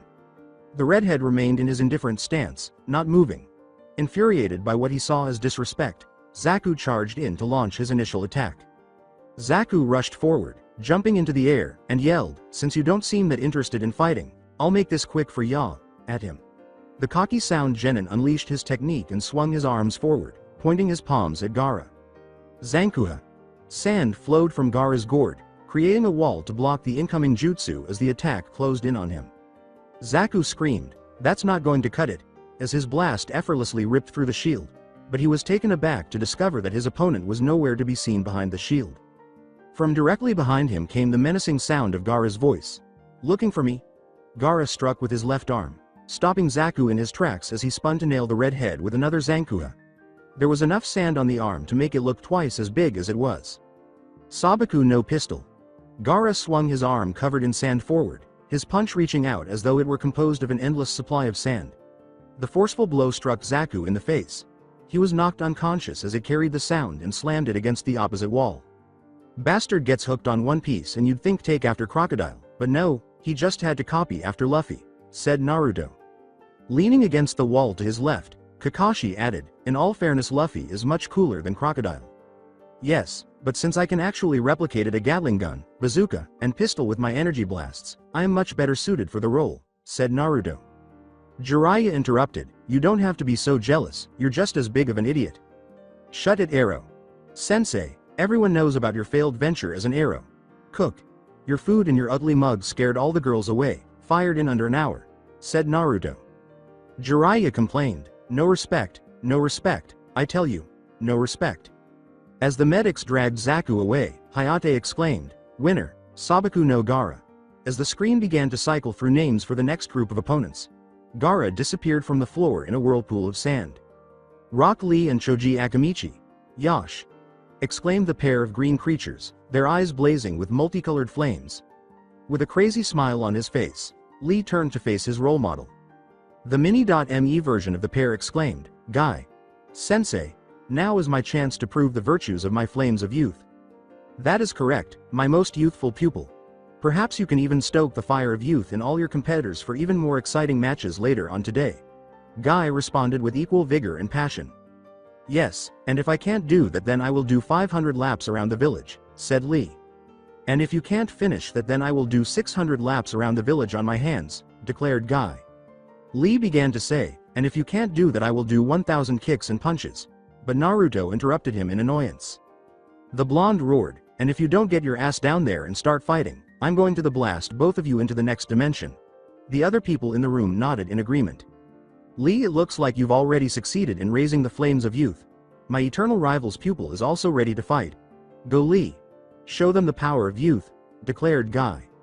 Lee exclaimed, "Youth," as he raced to the battleground, mysteriously leaving a trail of rainbow-colored flame in his wake. Ten gazed in confusion at Naruto from the area her teammate had just taken. Neji swiftly clamped a hand over her mouth and said, "Neji, I think that guy just prevented the..." Neji shook his head, advising, "Do not tempt Fate Tenten." After knocking his hand away, the girl with the bun hair snorted at her team's collective stupidity. On the opposite side of the room, the rotund Akamichi headed to the battle area after his sensei promised him a free barbecue. The subsequent altercation wasn't particularly noteworthy.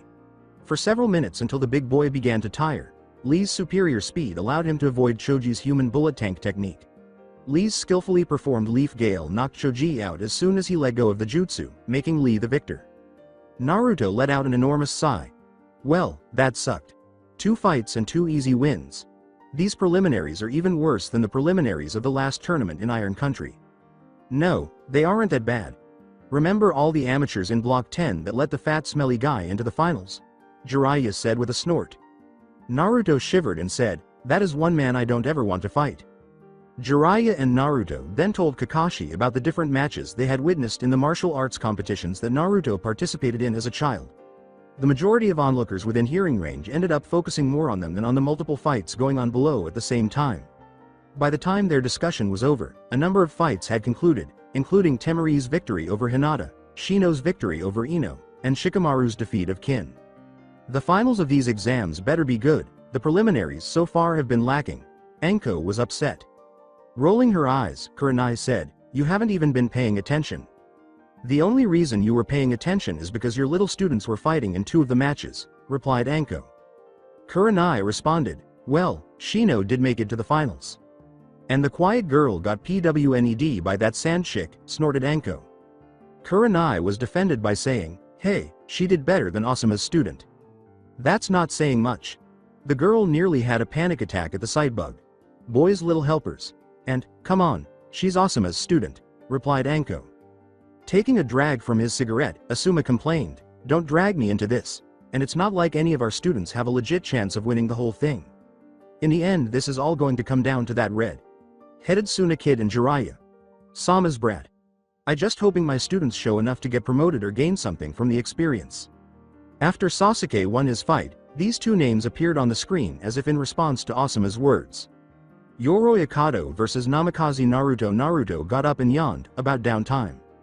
Jiraiya made the advice, "Well then do put on a good show." Naruto said as he walked down the stairs to the battle floor, "Not a big enough audience." As they waited for Hayate to signal, both opponents looked at each other blankly, trying to learn something for the fight. Hayate declared, "7th match, Namikaze Naruto and Akado Yoroi, begin." As he awaited his opponent's initial move, Naruto dropped into the basic Kame Senin stance. The elder nin charged ahead and engaged the blonde in hand.to hand combat, so Yoroi didn't keep him waiting long. Yoroi was unable to even attempt a blow because Naruto took advantage of his superior speed. Yoroi tried a number of punch and kick combinations but was never able to deliver a particularly vicious blow. Yoroi roared, "Come on, you bastard, fight me," as he failed to land another blow. Naruto remained silent, happy to allow his opponent's annoyance to grow. "Damn, he's fast." Shikamaru muttered. Ino shot back, "Well, no duh. This guy can't even touch him." Asuma stated, "That's not what he meant, Ino, just watch." Shikamaru said, When he really moves, I doubt we'll be still able to see. Yoroi stepped back, separating himself from Naruto, and quickly displayed a series of hand signals that made the dark blue chakra around his hands come to life. Yoroi said, "Let's see how you like when I take things up a notch." Naruto answered, "So, this is going to be that kind of fight, huh?" The blonde responded by pointing a finger at Yoroi with his right hand. Jiraiya declared, "It's over." Kakashi looked at him curiously. Returning his focus to the fight, Jiraiya said, "I'm guessing he hasn't shown you this move yet. Watch closely, or you might miss it." Yoroi was standing there one moment, and then there was an explosion nearby. Yoroi's smoking and severely burned body lay on the ground, unconscious, after the smoke from the phantom blast had cleared. Naruto muttered, "Put a little too much into that one." A number of genin ducked in terror as Naruto lifted his finger in the direction of some of the onlookers. Bang! Naruto cried, cocking his finger and then blowing on it. Hayate signaled the victor, winner, Namikaze Naruto, after making sure Yoroi was unconscious. "What the hell just happened?" was Kiba's summary of what most people in the room were thinking as Naruto headed back upstairs. Everyone regrouped in front of the Hokage at the lower level following the last battle. "Congratulations to all of you who have won the right to compete in the final event of this third task. As I said before, 1 month from now you will compete in tournament-style matches in front of everyone. Each Chunin applicant will be representing the might of their respective villages. I ask that each of you hold nothing back in these matches. The month-long break should provide ample time for all the necessary preparations," Sarutobi said. Kiba inquired, "What preparations?" "A suitable arena needs to be made ready for the matches, along with allowing time for the various daimos and other high-ranking officials and shinobi to arrive in the village. Of course, this is also time for the combatants to further sharpen their skills," replied the Hokage. Jiraiya went on to explain his final words. "Up until now, in these exams you've been tested in mostly unknown situations. Those of you who have progressed this far have been able to adapt to the different trials and succeed. This is a valuable characteristic that all villages want their Chunin to possess. However, going forward you have now gained information on the remaining opponents you could be expected to face in this battle. Given time to prepare, we want to see what you're capable of at your best. For those of you who are banged up a bit, that means resting and rehabbing yourself back to 100%. Those of you who are still in good shape can take this time, improve your skills and possibly add a few things to your arsenal." Anko whistled to get their attention after he was done, saying, "Listen up leftover maggots. We're going to determine the seedings for the final tournament by having you each draw a number from this box. Now hold tight, I'll come around to you." Each genin took out a piece of paper and called their number out loud as Anko walked around to them. Before turning it over to find his number, Naruto nearly accidentally called out an address when he took his out. Anko winked and whispered, "Look me up," in response to his perplexed expression before going on to the next genin. Naruto briefly wondered, how did she? Before concluding that it was a mystery best left unsolved. Sarutobi declared, "Okay, let's reveal the tournament bracket now," after they were all done. Match 1. Aburame Shino vs Sabaku no Tamari. Match 2. Dosu Kinuda vs Sasuke Uchiha. Match 3. Sabaku no Kankuro vs Kiba Inazuka. Match 4. Namikaze Naruto vs Rock Lee. Match 5. Sabaku no Gaara vs Neji Hyuga. Match 6. Bai vs Shikamaru Nara. Troublesome. Since I have a bye, that means I have to face a tougher opponent in my first match, Shikamaru murmured. As he stood beside him, Naruto heard the pineapple-headed genin say, "Yeah, but you also get to scout the fight beforehand, plus the person could get tired from the first fight. For a guy like you, that's probably worth a lot. Now that you have the match.ups, you're free to begin your preparations as you and your senseis see fit. Any questions before I release you all?" replied the Hokage. Shino held up his hand. The Hokage acknowledged, "Yes. Since this is a tournament, there will only be one winner. Does that mean after all of this, only one person gets promoted?" replied Shino. "No, despite the tournament-style setting, winning is not the only way to get promoted. The villages wouldn't have so many Chunin if only one was promoted at every exam.